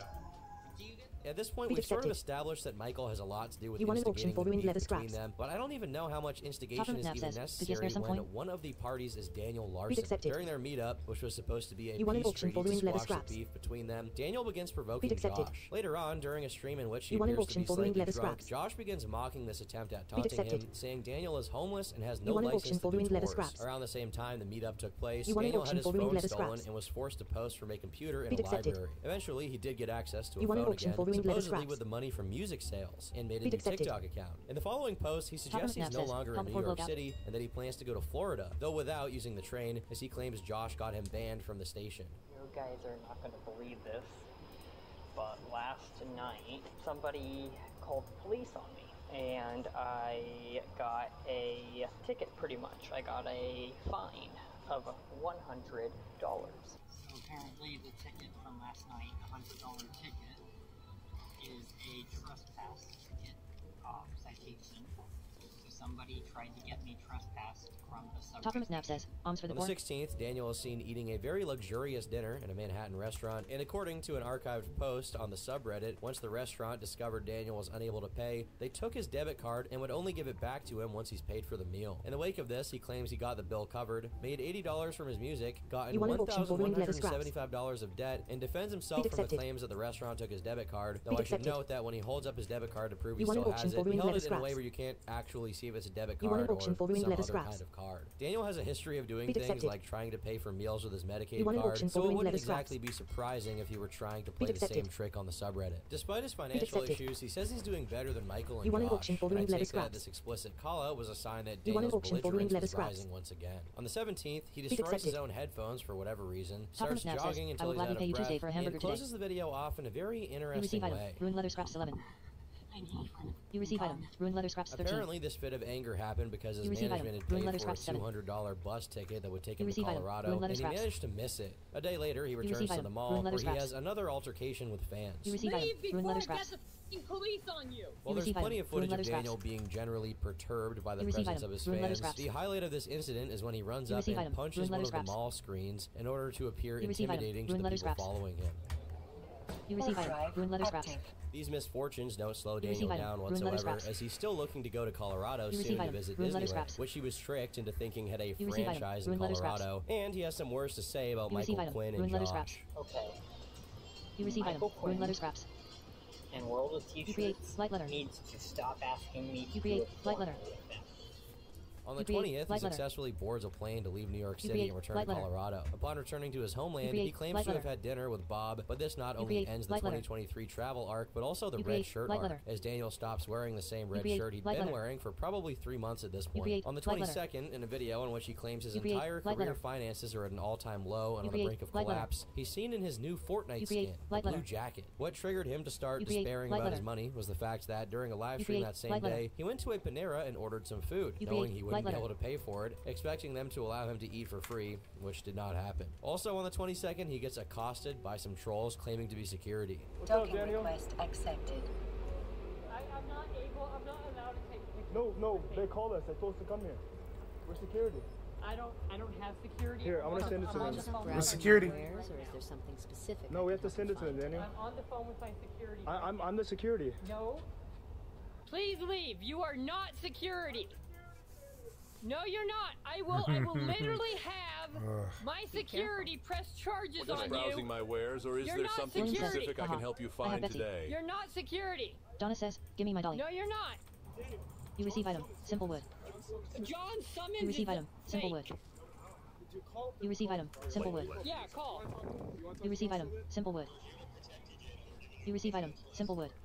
Okay, my You receive item. management Simple and wood. my record label is asking that You you receive item. guys Simple wood. stop. You receive item. Simple wood. You receive item. Simple wood. Okay. After some receive thorough item. debate Simple on wood. whether they were legit security officers You or receive not, item. they get Simple Daniel wood. to say what at this point has become You one of receive his item. many Simple wood. catchphrases. I will be pressing You charges. receive item. Simple wood. After spending way too much time experiencing item. the hustle Simple and wood. bustle of the big city, Daniel decides to receive visit item. the Simple wood. wildlife and relax for a bit. This gives him You a receive lot item. of clarity, Simple wood. which inspires him to make some radical You changes. receive item. I Simple am wood. going to be adding new rules You receive item. Flint and Tinder. to my fan base. So William says, for the crybaby. next 5 Crybaby. years, if you do not donate Donna on says, a give me regular my dolly. basis, we will start William banning. says, baby wants her This might dolly. have something to do with the $500 Donna of says, credit "Give card me my debt he dolly." was talking about shortly after, but that's just my guess. In one of the more wholesome moments of this entire hell saga, Dan takes a picture with some fans of his. It's very strange to think that despite his delusions preventing him from seeing the exact nature of his fame, he is, on some level, a minor web celebrity. For better or for worse, he's going to be recognized everywhere he goes, probably for the rest of his life. In a less than wholesome turn of events, while going to Haagen-Dazs to charge his phone for free, some fans show up and inform the employees of what he was up to. John, someone told me to ask you if you've showered anytime recently. Okay, I'm going to need to ask you guys to leave. You still smell like poo. After leaving while doing his best impression of a rich valley girl, according to a Reddit post for someone claiming to have been there while it happened, Daniel punched a woman in the face on his way out, prompting this. You want a shirt? Tell them to bring it. Okay, I'm on the phone with Get out now! You have the lawyer for your f***ing arrest. Oh! Holy sh**.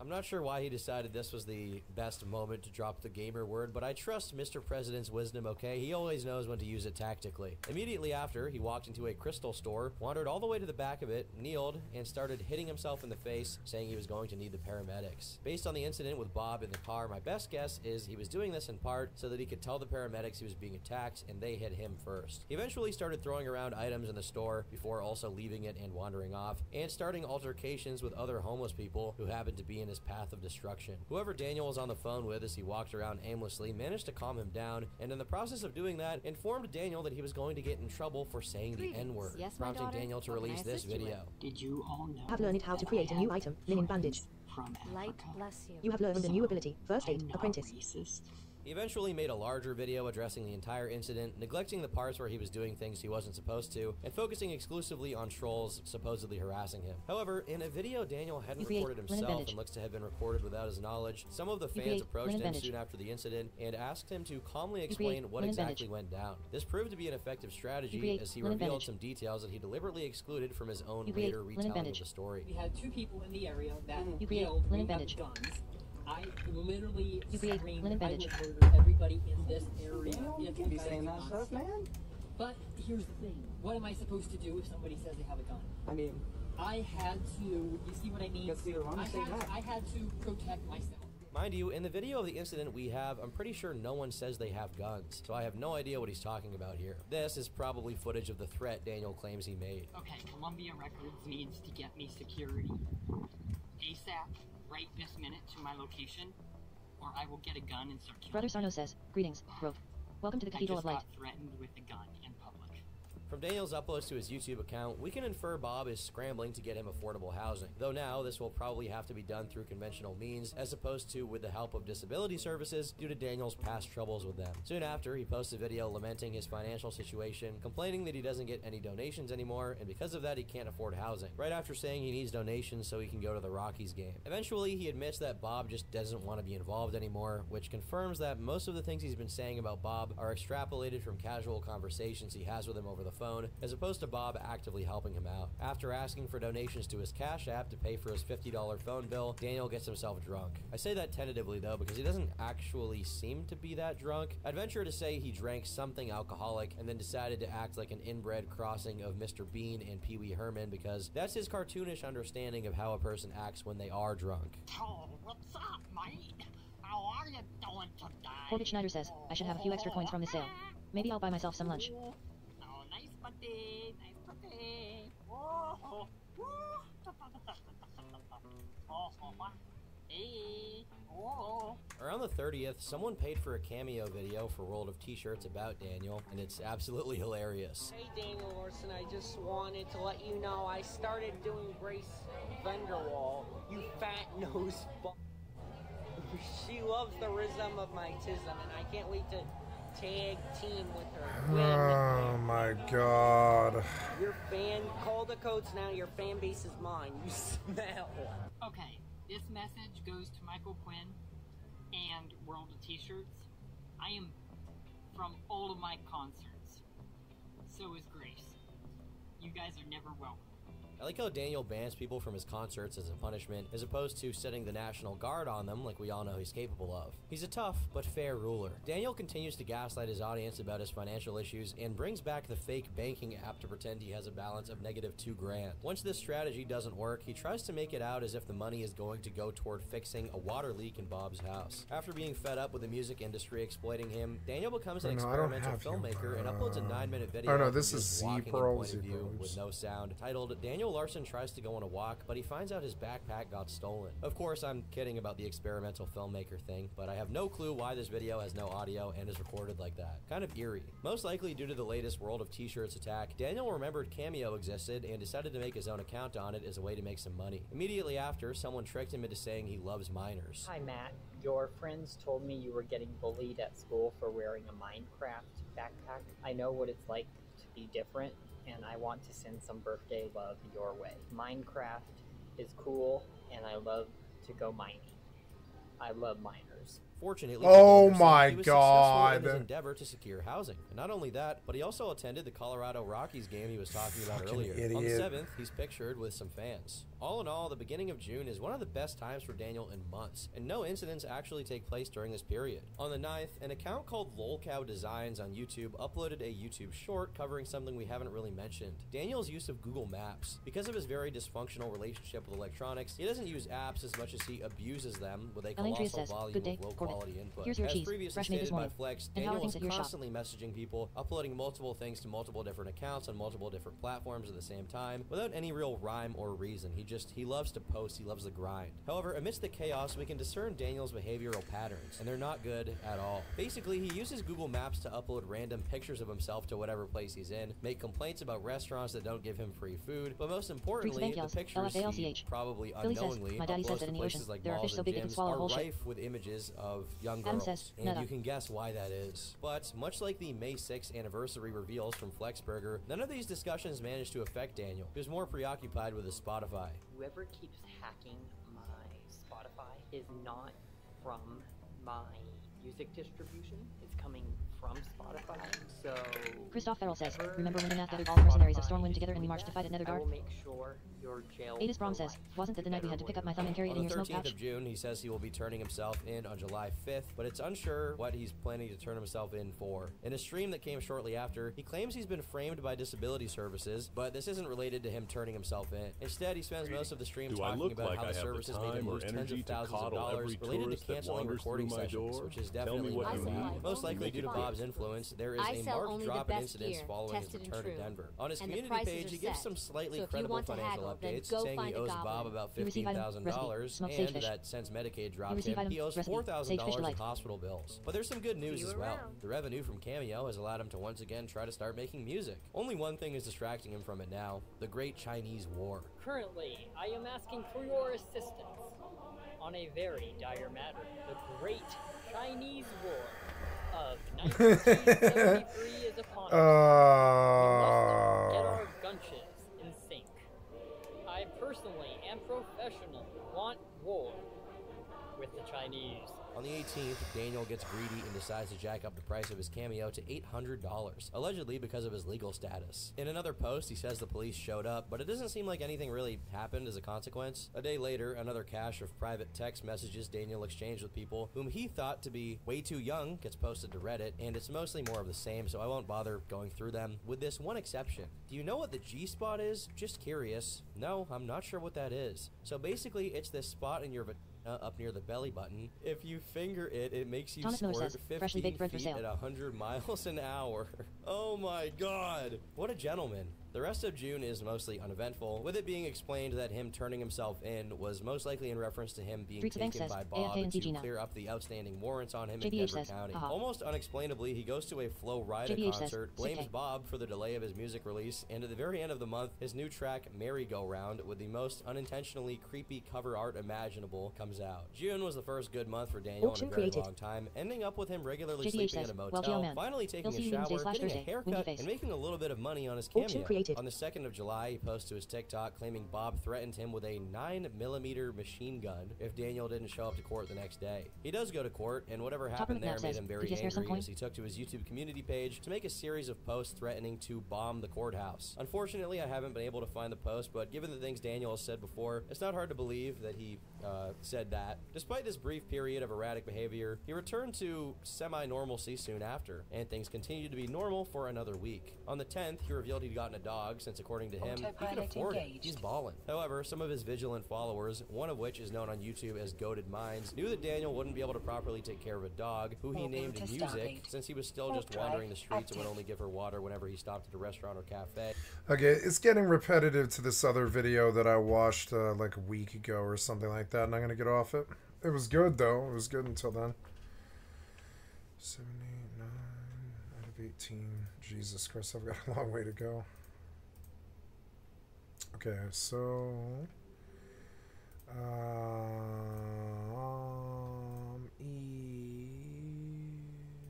Yep.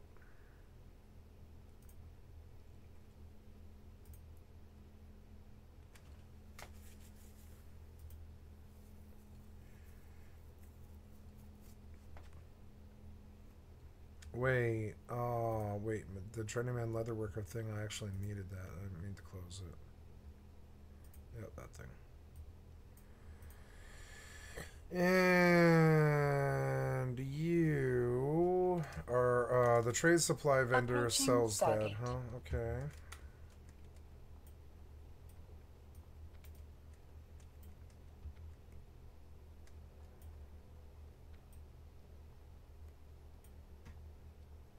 What can I do for you? Safe travels. Good day to you. Have Adventurer, there's a a new threat in Elwyn Forest. What are you looking Murlocs are swimming up the streams of eastern Elwyn, scaring away fish and attacking gentlefolk. I warned Marshal Dugan, but he's more worried about the gnolls and the bandits. He's not convinced that the Murlocs are a danger. Please, Adventurer, speak to Dugan and persuade him to send more troops to the east. Long John Mud Snapper. Warping to Stargate. You receive item Drive pattern. Blue linen vest. For the Alliance.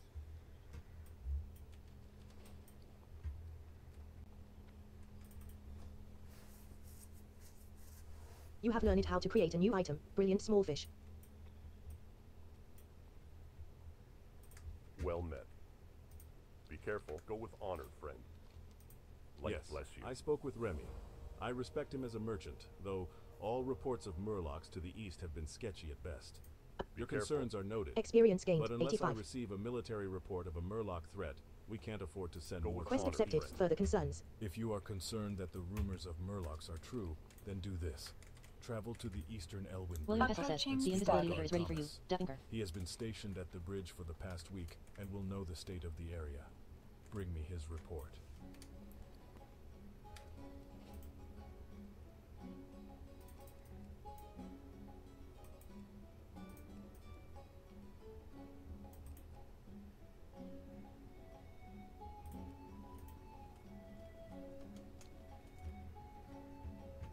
Autopilot jumping.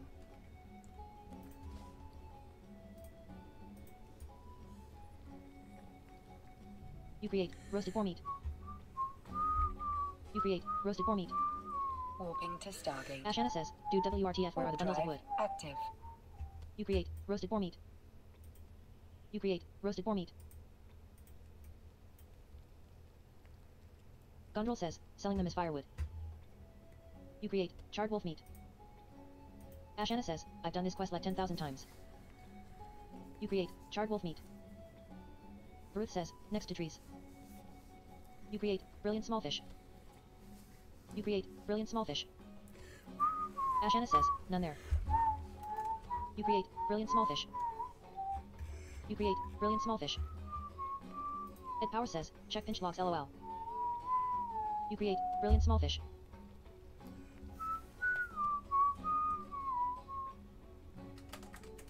Approaching Stargate. Brilliant small fish. Backup imbued says, new regulations on deforestation. You create brilliant small fish. You create brilliant small fish. You create brilliant small fish. You create brilliant small fish. You create brilliant small fish. You create brilliant small fish. You create brilliant small fish. Autopilot You create jumping. brilliant small fish. You create brilliant small fish. You create brilliant small fish. You create brilliant small fish. You create brilliant small fish. Warping to Stargate. You create brilliant small fish. Warp drive active. You create brilliant small fish. You create brilliant small fish. You create brilliant small fish. You create brilliant small fish. You create brilliant small fish. You create brilliant small fish. You create brilliant small fish. You create brilliant small fish. You create brilliant small fish. You create brilliant small fish. You create brilliant small fish. You create brilliant small fish. You create brilliant small fish.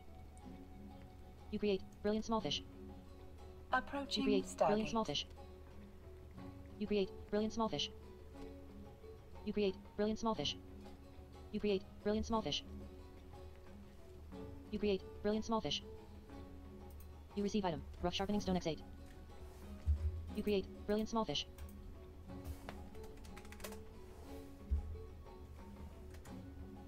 Autopilot jumping. Skycat.live says, need armor clits?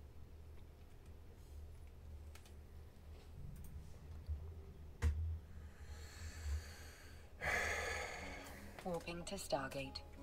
Innkeeper Farley says, Drive if your glass is full, may it active. be again. Microbusero says, smiley face. Skycat.live says, kits asterisk.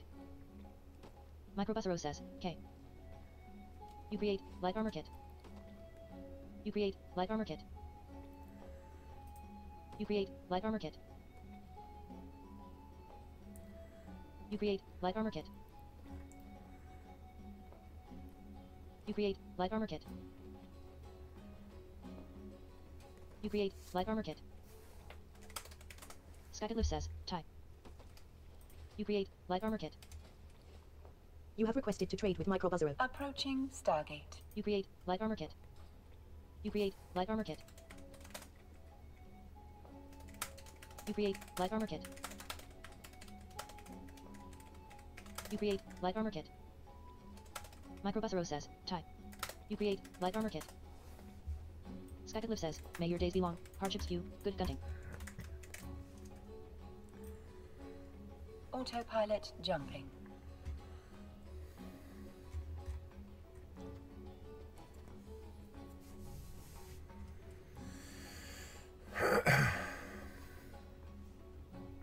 Warping to Stargate. Warp drive active.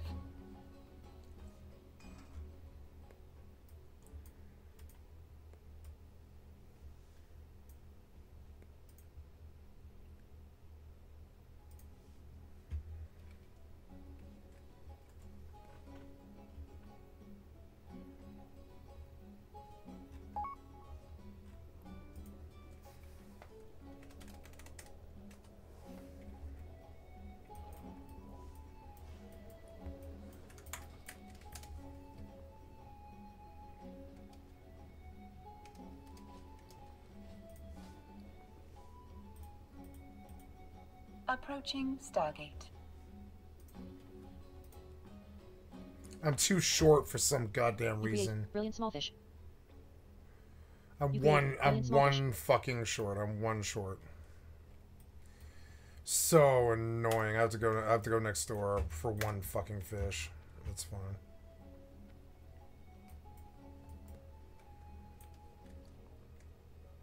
Autopilot jumping.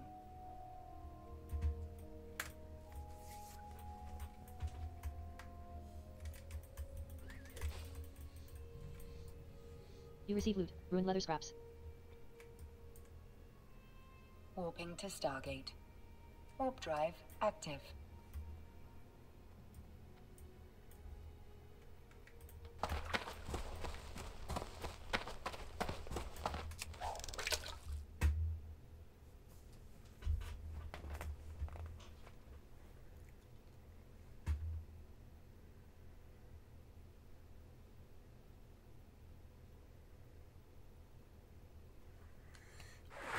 You receive loot, brilliant small fish.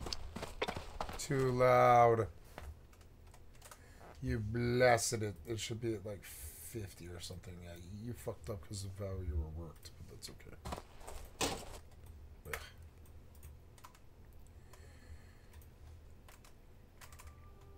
Approaching Stargate.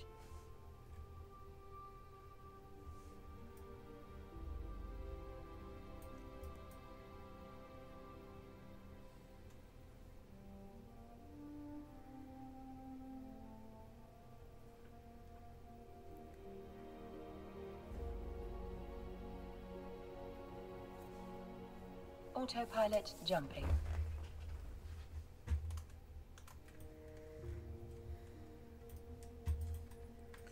Oh, cool! This sharpening stone makes it shine. I didn't realize that.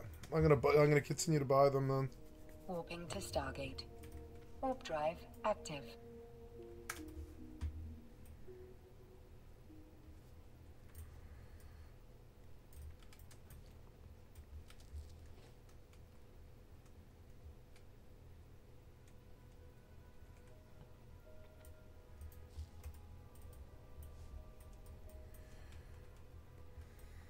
No, I can't have it on a button, but that's alright.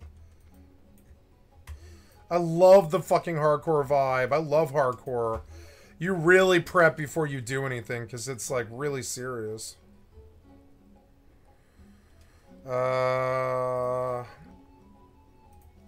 Please give me a skill up. I should have got more than one. Oh, thank God, you fucking asshole. You have learned how to create a new item, Longjaw Mud Snapper. You create Longjaw Mud Snapper. You create Longjaw Mud Snapper. You create Longjaw Mud Snapper. Text to speech set to disabled. I gotta make a macro for that. Autopilot jumping.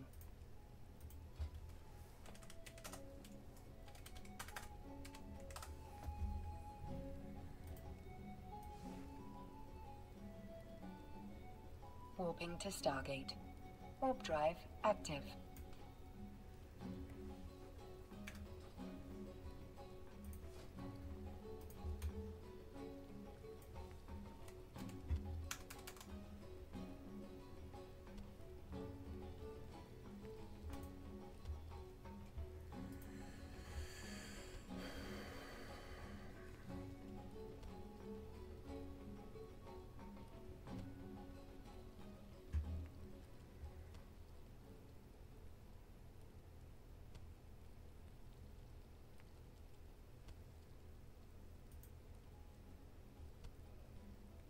mamas, pimp daddies.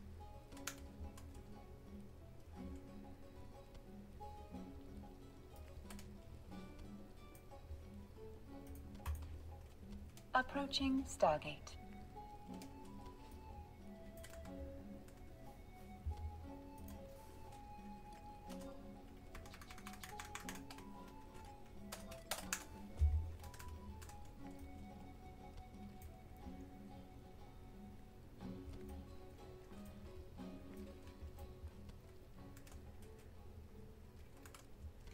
Oh no, wait. Autopilot jumping.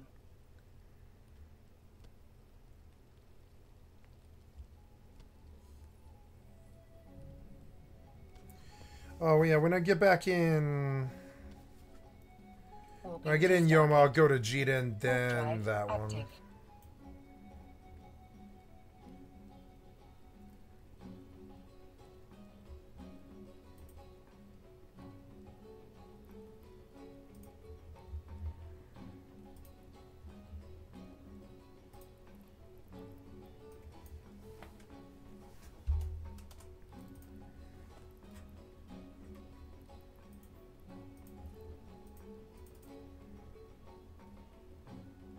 Ah.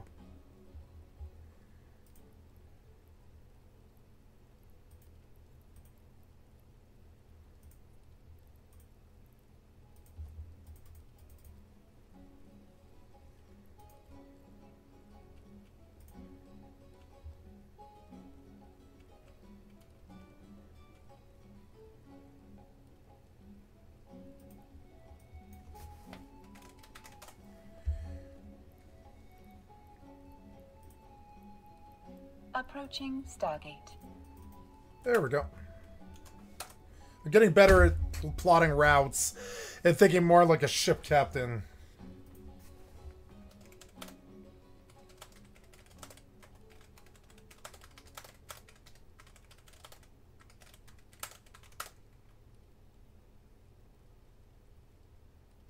Autopilot jumping.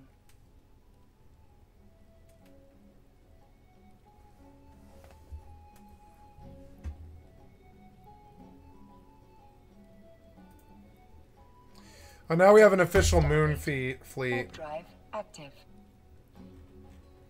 Torino. So now I gotta go. Never mind. Now I've just got to go to my Mackinac.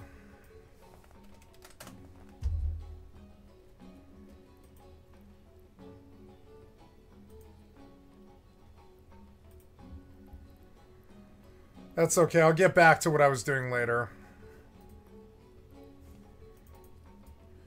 It's not too bad, actually. I'm only 3 jumps from it. Like, luckily, I just happened to be. Yo.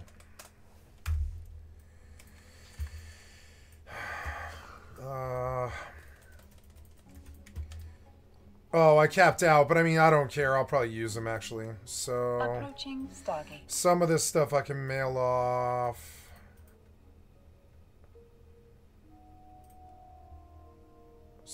No, wait, can you do that?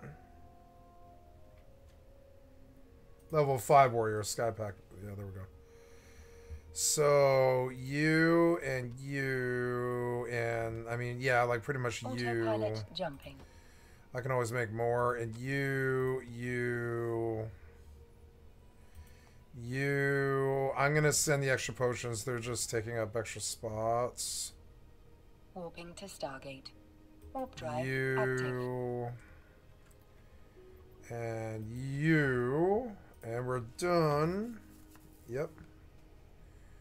Skycat Bank, Defias Pillager. That's correct. Yeah, that's it. All right, there we go. Got a bit more room, and now we go that ways. For we are done with crafting. I've done cooking. I've done as much skinning and leatherworking as I can done. I've unlocked everything. Oops. Damn it. I don't know if that's gonna work. It'll have to.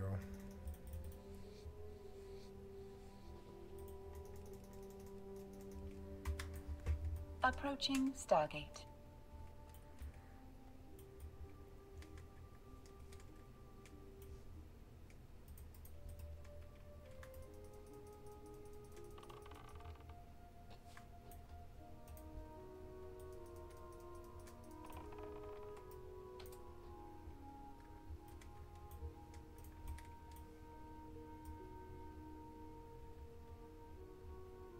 Autopilot jumping.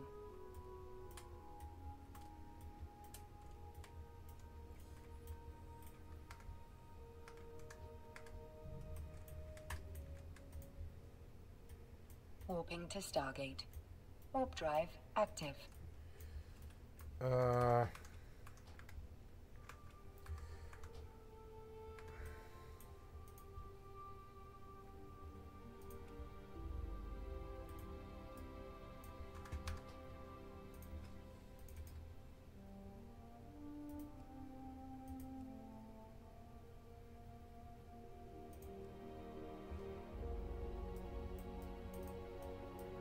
The range box is fine. It's the range colors that are...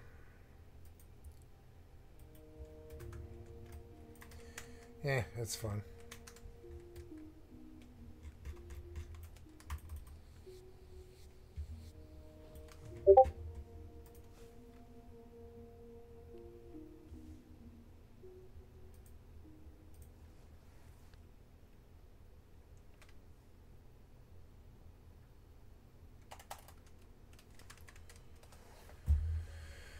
Log in.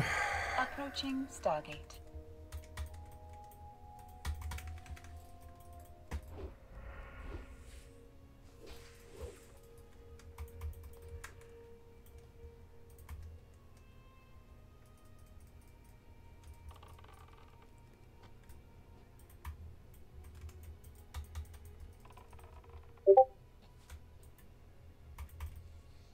Autopilot jumping.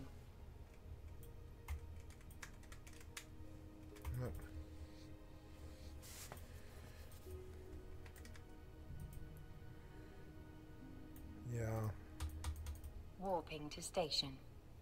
Warp drive. Poor guy, he's got 7 days on the brain. I don't.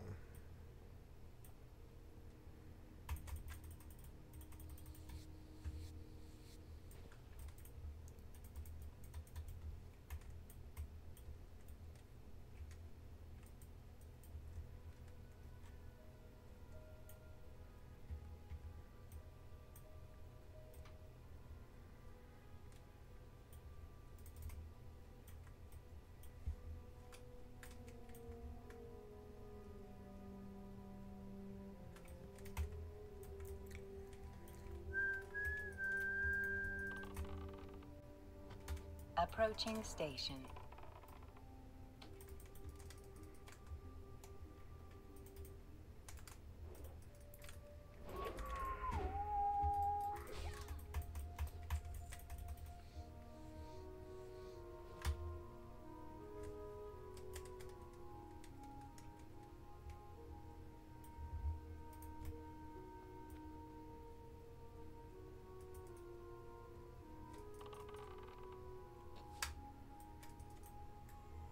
Docking request accepted.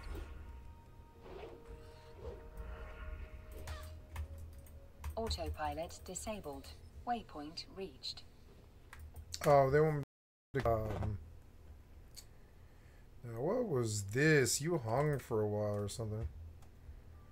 Oh, it was a UE crash? Okay. Docking crashed my mortal, I think.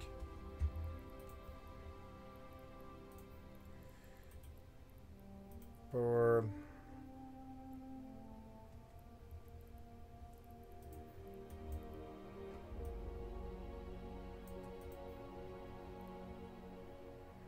Or never mind, I'm just gonna come to that op with this. Because I can just compress it, who cares? So, yep.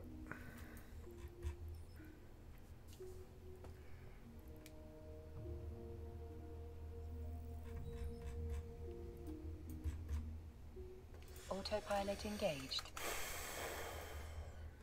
Oops. Warping to Stargate. Warp drive active.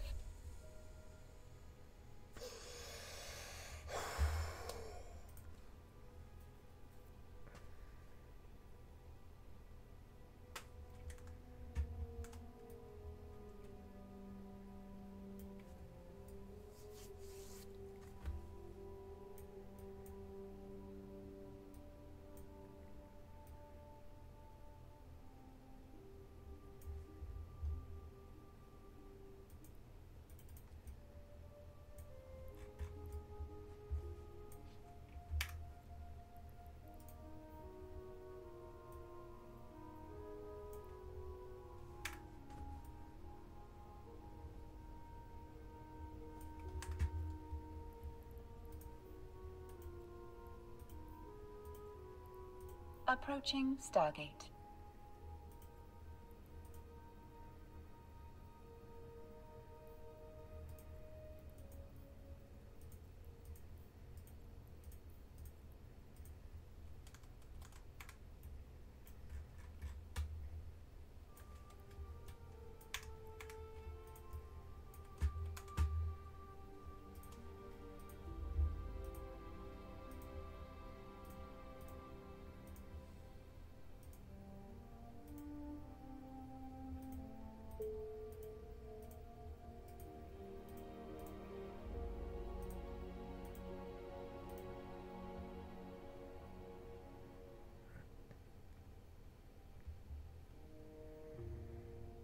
Autopilot jumping.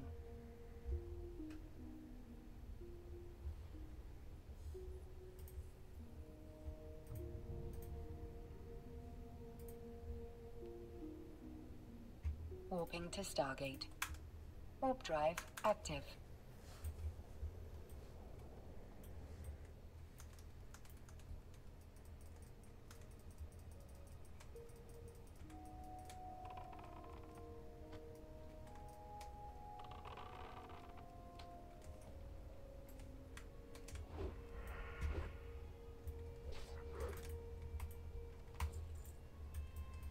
It's the shadows. The ray trace shadows are not needed.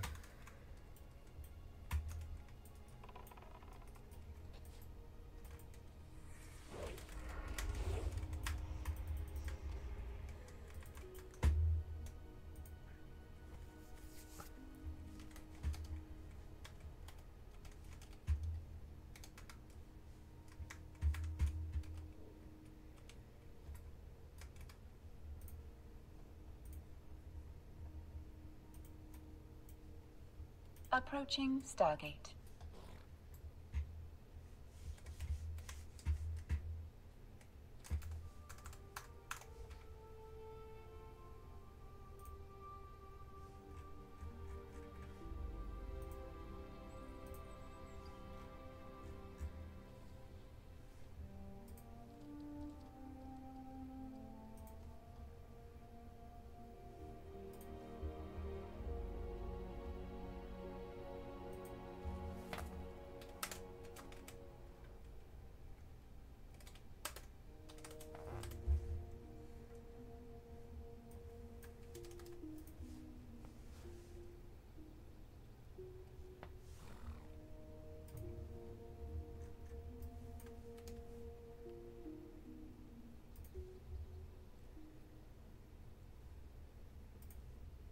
Oh, I'm Autopilot unlisted. jumping.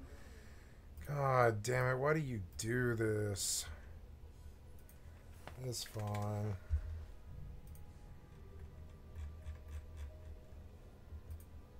Warping to Stargate. Warp drive active.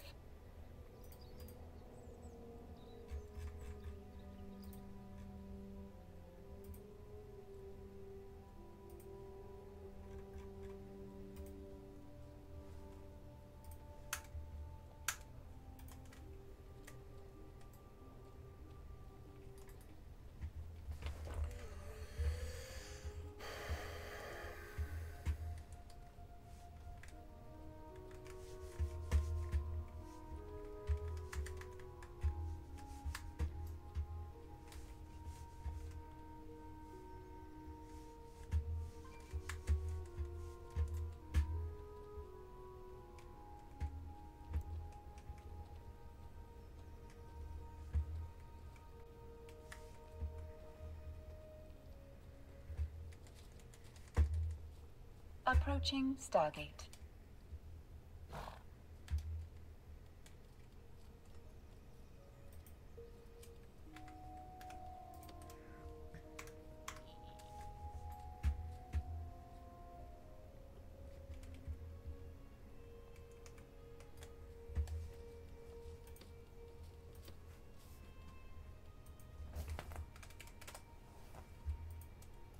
Oh, yeah, did I get anything?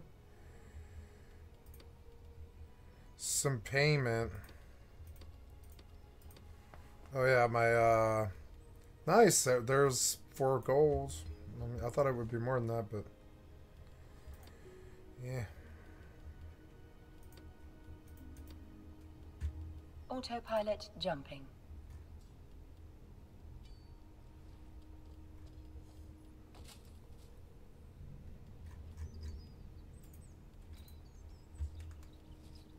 Warping to Stargate. Warp drive active.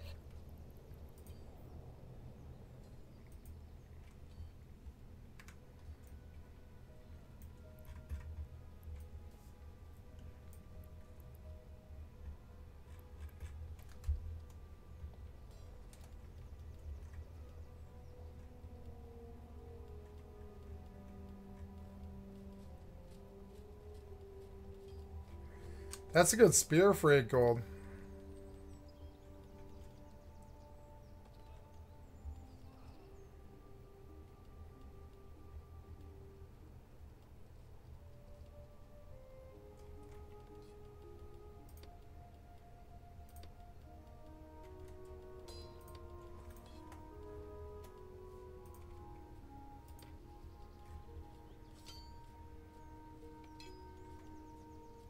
Approaching Stargate.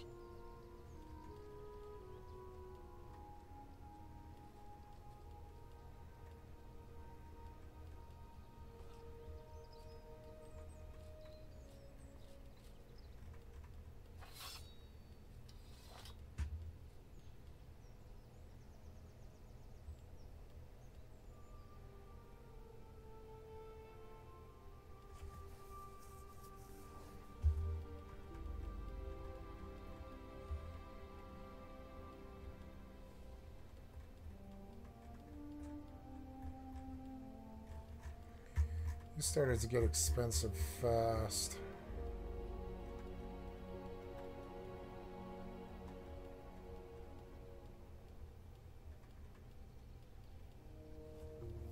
Autopilot jumping.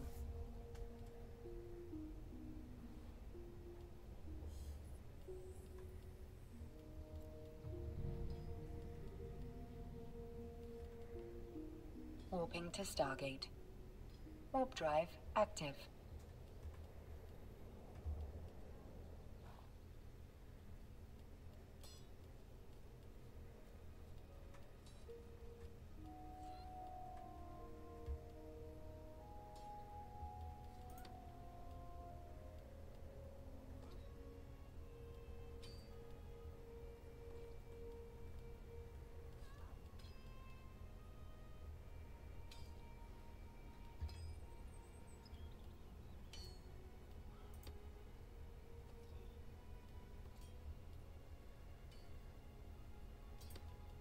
Health warning. Oh no! No! Oh god, I got it, I got it in time, I got it in time. Oh, I got it in time. I didn't hear it. I didn't know he was on me. Oh, thank God for the health warning. It's gotta be louder, a little louder. Effects need to be at 20. Oh, scary as hell. Where's my... Okay, there.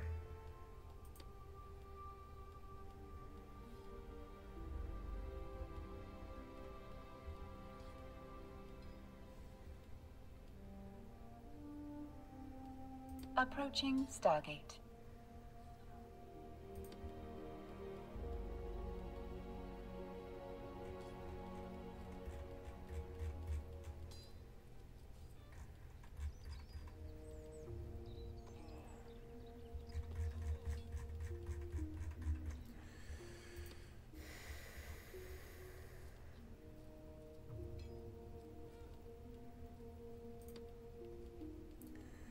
Oops.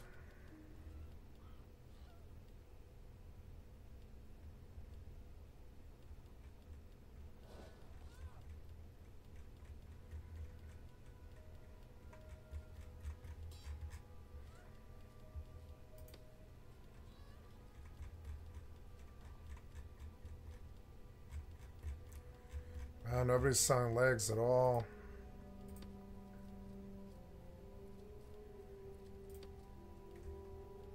Autopilot jumping.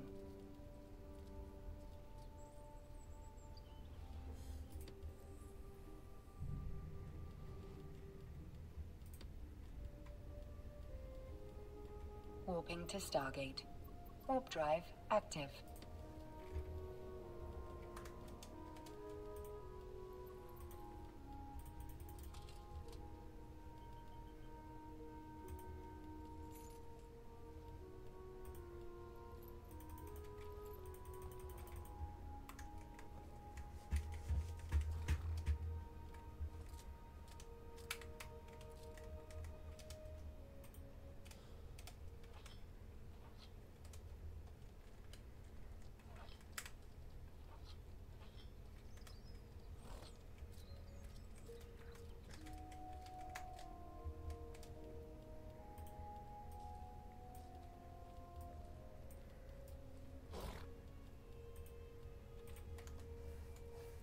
Approaching Stargate.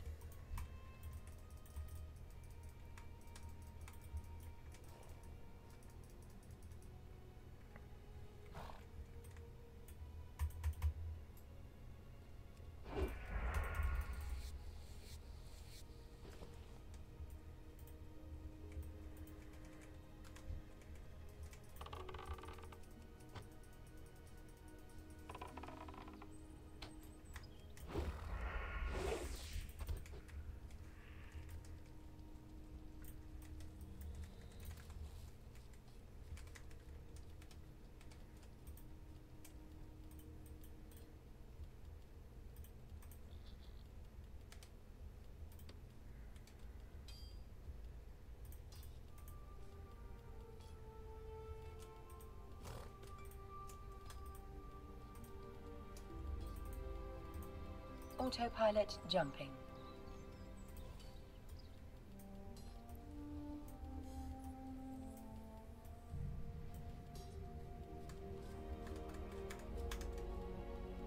Warping to Stargate. Warp drive active.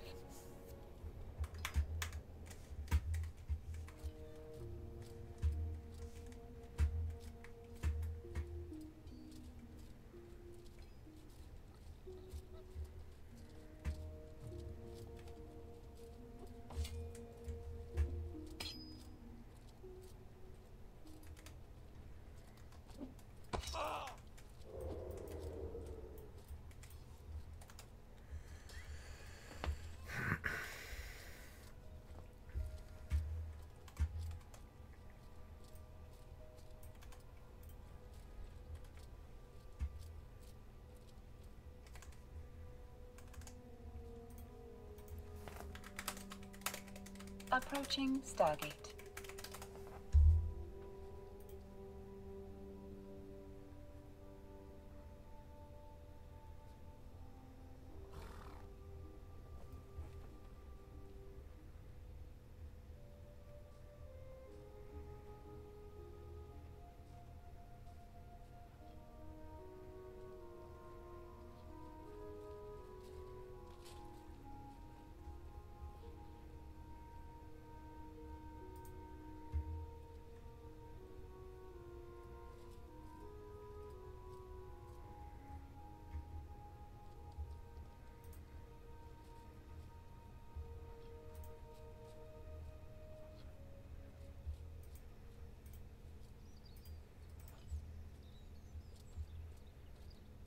Autopilot jumping.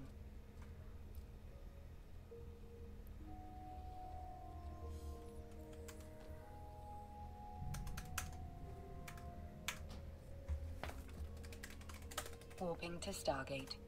Warp drive active.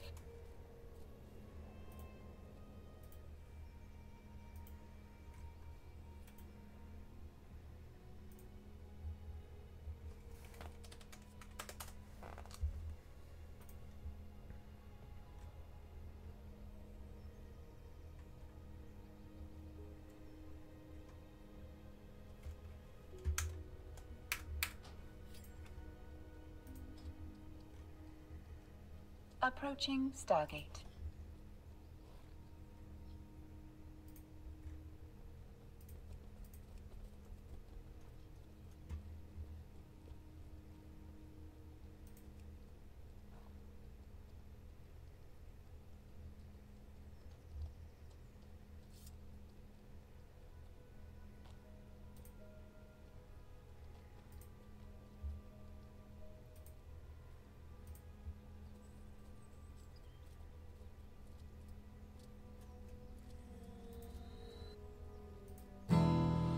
Aggro.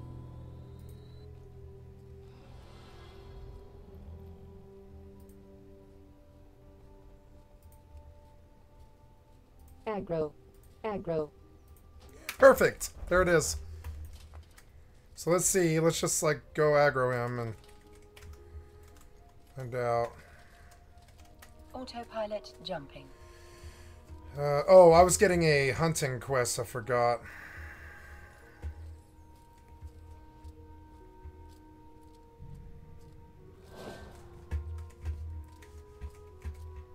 Oops. Warping to station. Warp drive active. Oh, I have a test. Nice. I got a direwolf task completed. Sweet. Bush pig, Belbis, direwolf, or brown bear. Brown bear pays the most, but direwolves would be the best, I think. So we'll go kill 5 direwolves. That's fine. Direwolves are 1,000 meters that way. And I'll just walk. Oh, yep. How is my food? Oh, hunger. I'm all the way hunger. So, let's go buy food, I guess.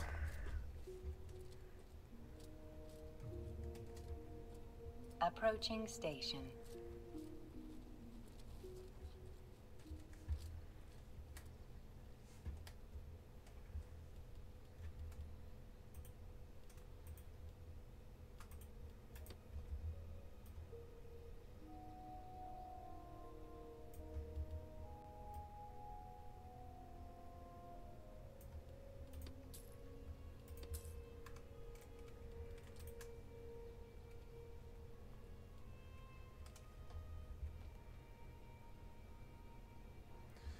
When I get to about 900, I'll drink water. Docking request accepted. Oops. Autopilot disabled. Waypoint reached.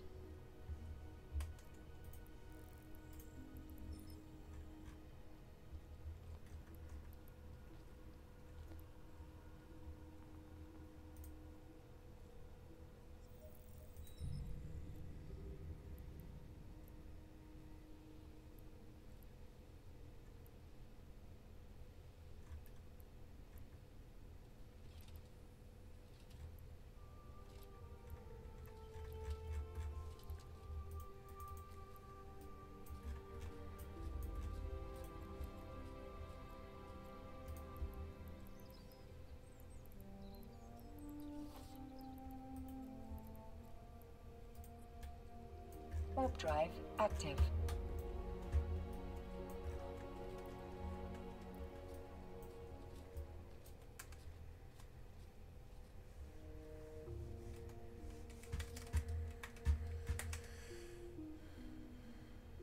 Oh, I ate all my hunger. Okay, that's okay. And my thirst is 10 out of 10. Okay, so... Well, let's...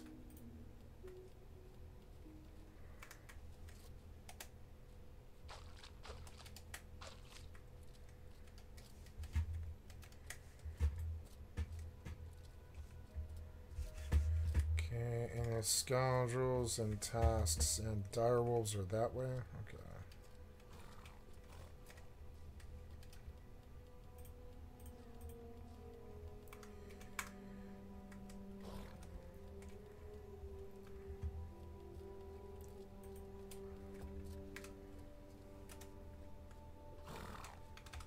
I'll bring along like 500 pig. Yeah. And I suppose I could buy a horse. Ooh, razorback. Razor pig.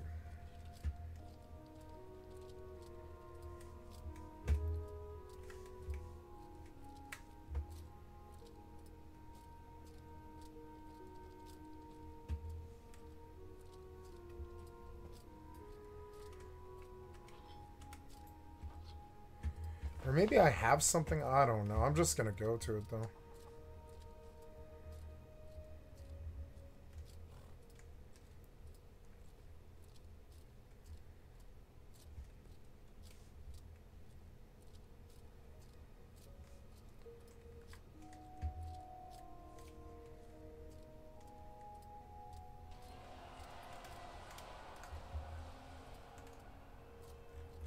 echelon hit 60 miss.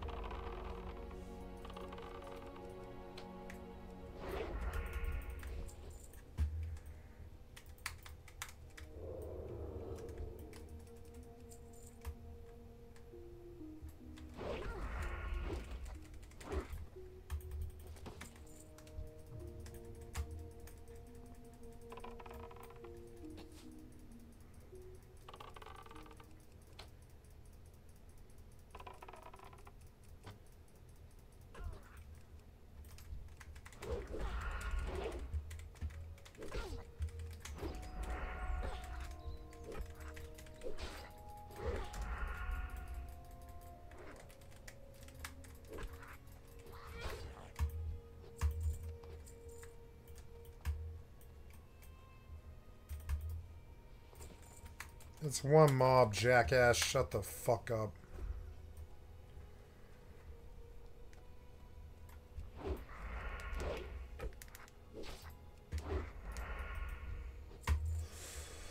Sorry I jacked it.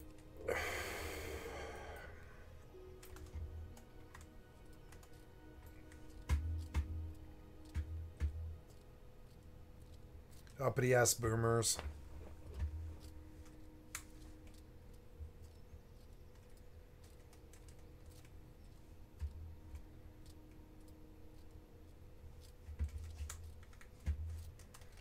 I can like sit down in the bush like Rust.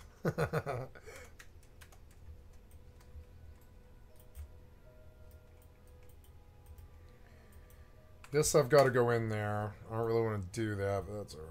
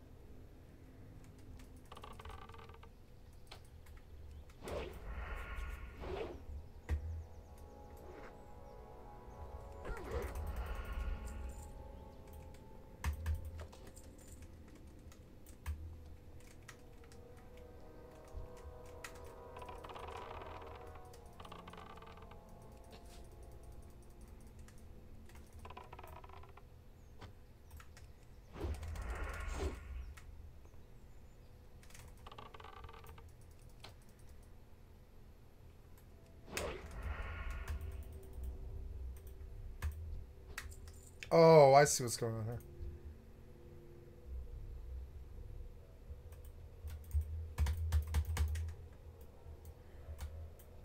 I don't need the range box numbers. I think they're screwed up. We'll turn it off. Range colors. I think it's messing up. We'll just reload it. Dangerous what I just did. Could lose the character here.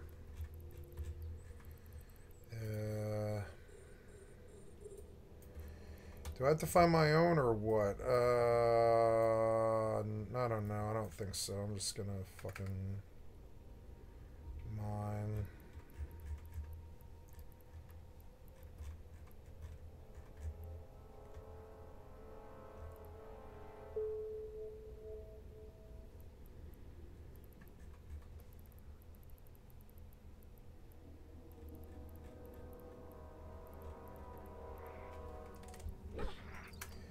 Oh.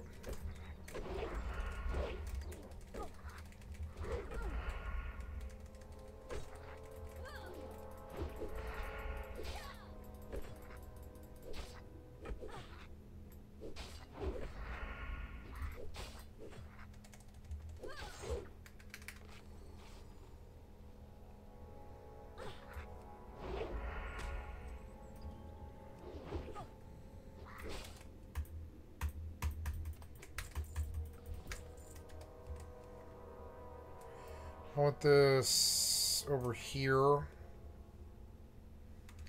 And I have to go key bind it. No, I have to go key bind it.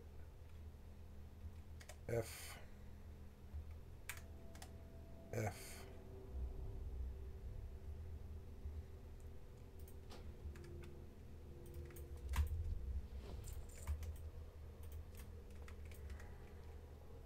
Gotta go in deeper.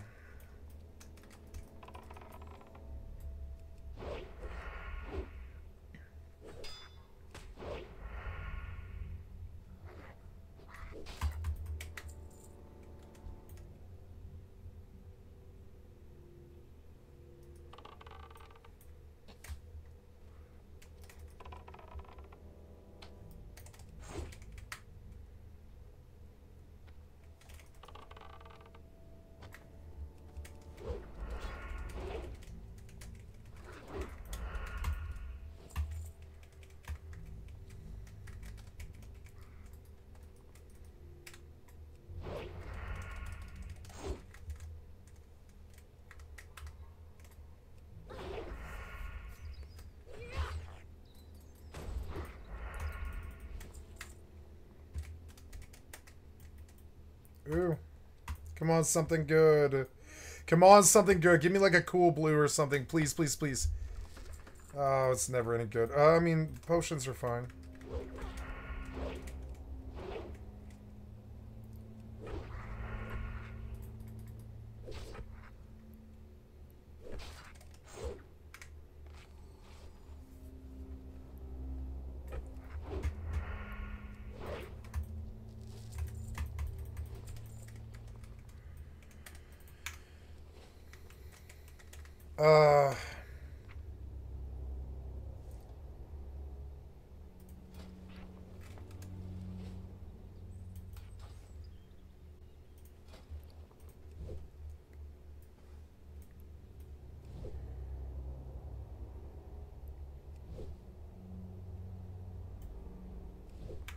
I thought I told this Thread Aura's thing to make a sound when it fucking...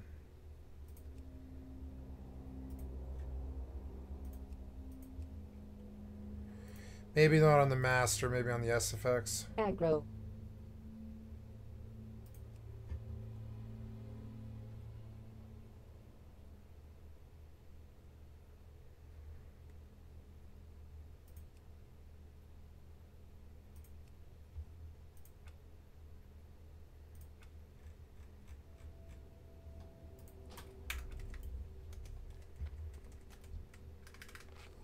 Oops. Fuck. Oh well. See, I didn't hear anything at all. You were not an... I'll have to find something.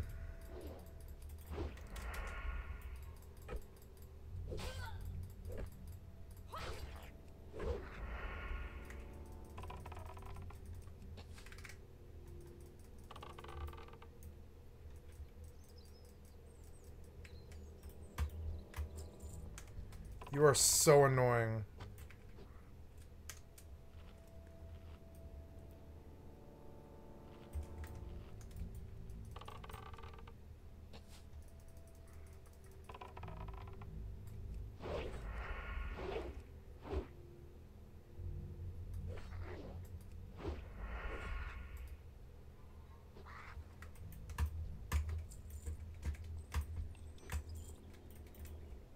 What is that?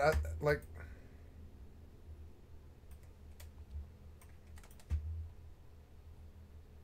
Oh, okay. Oh, shit.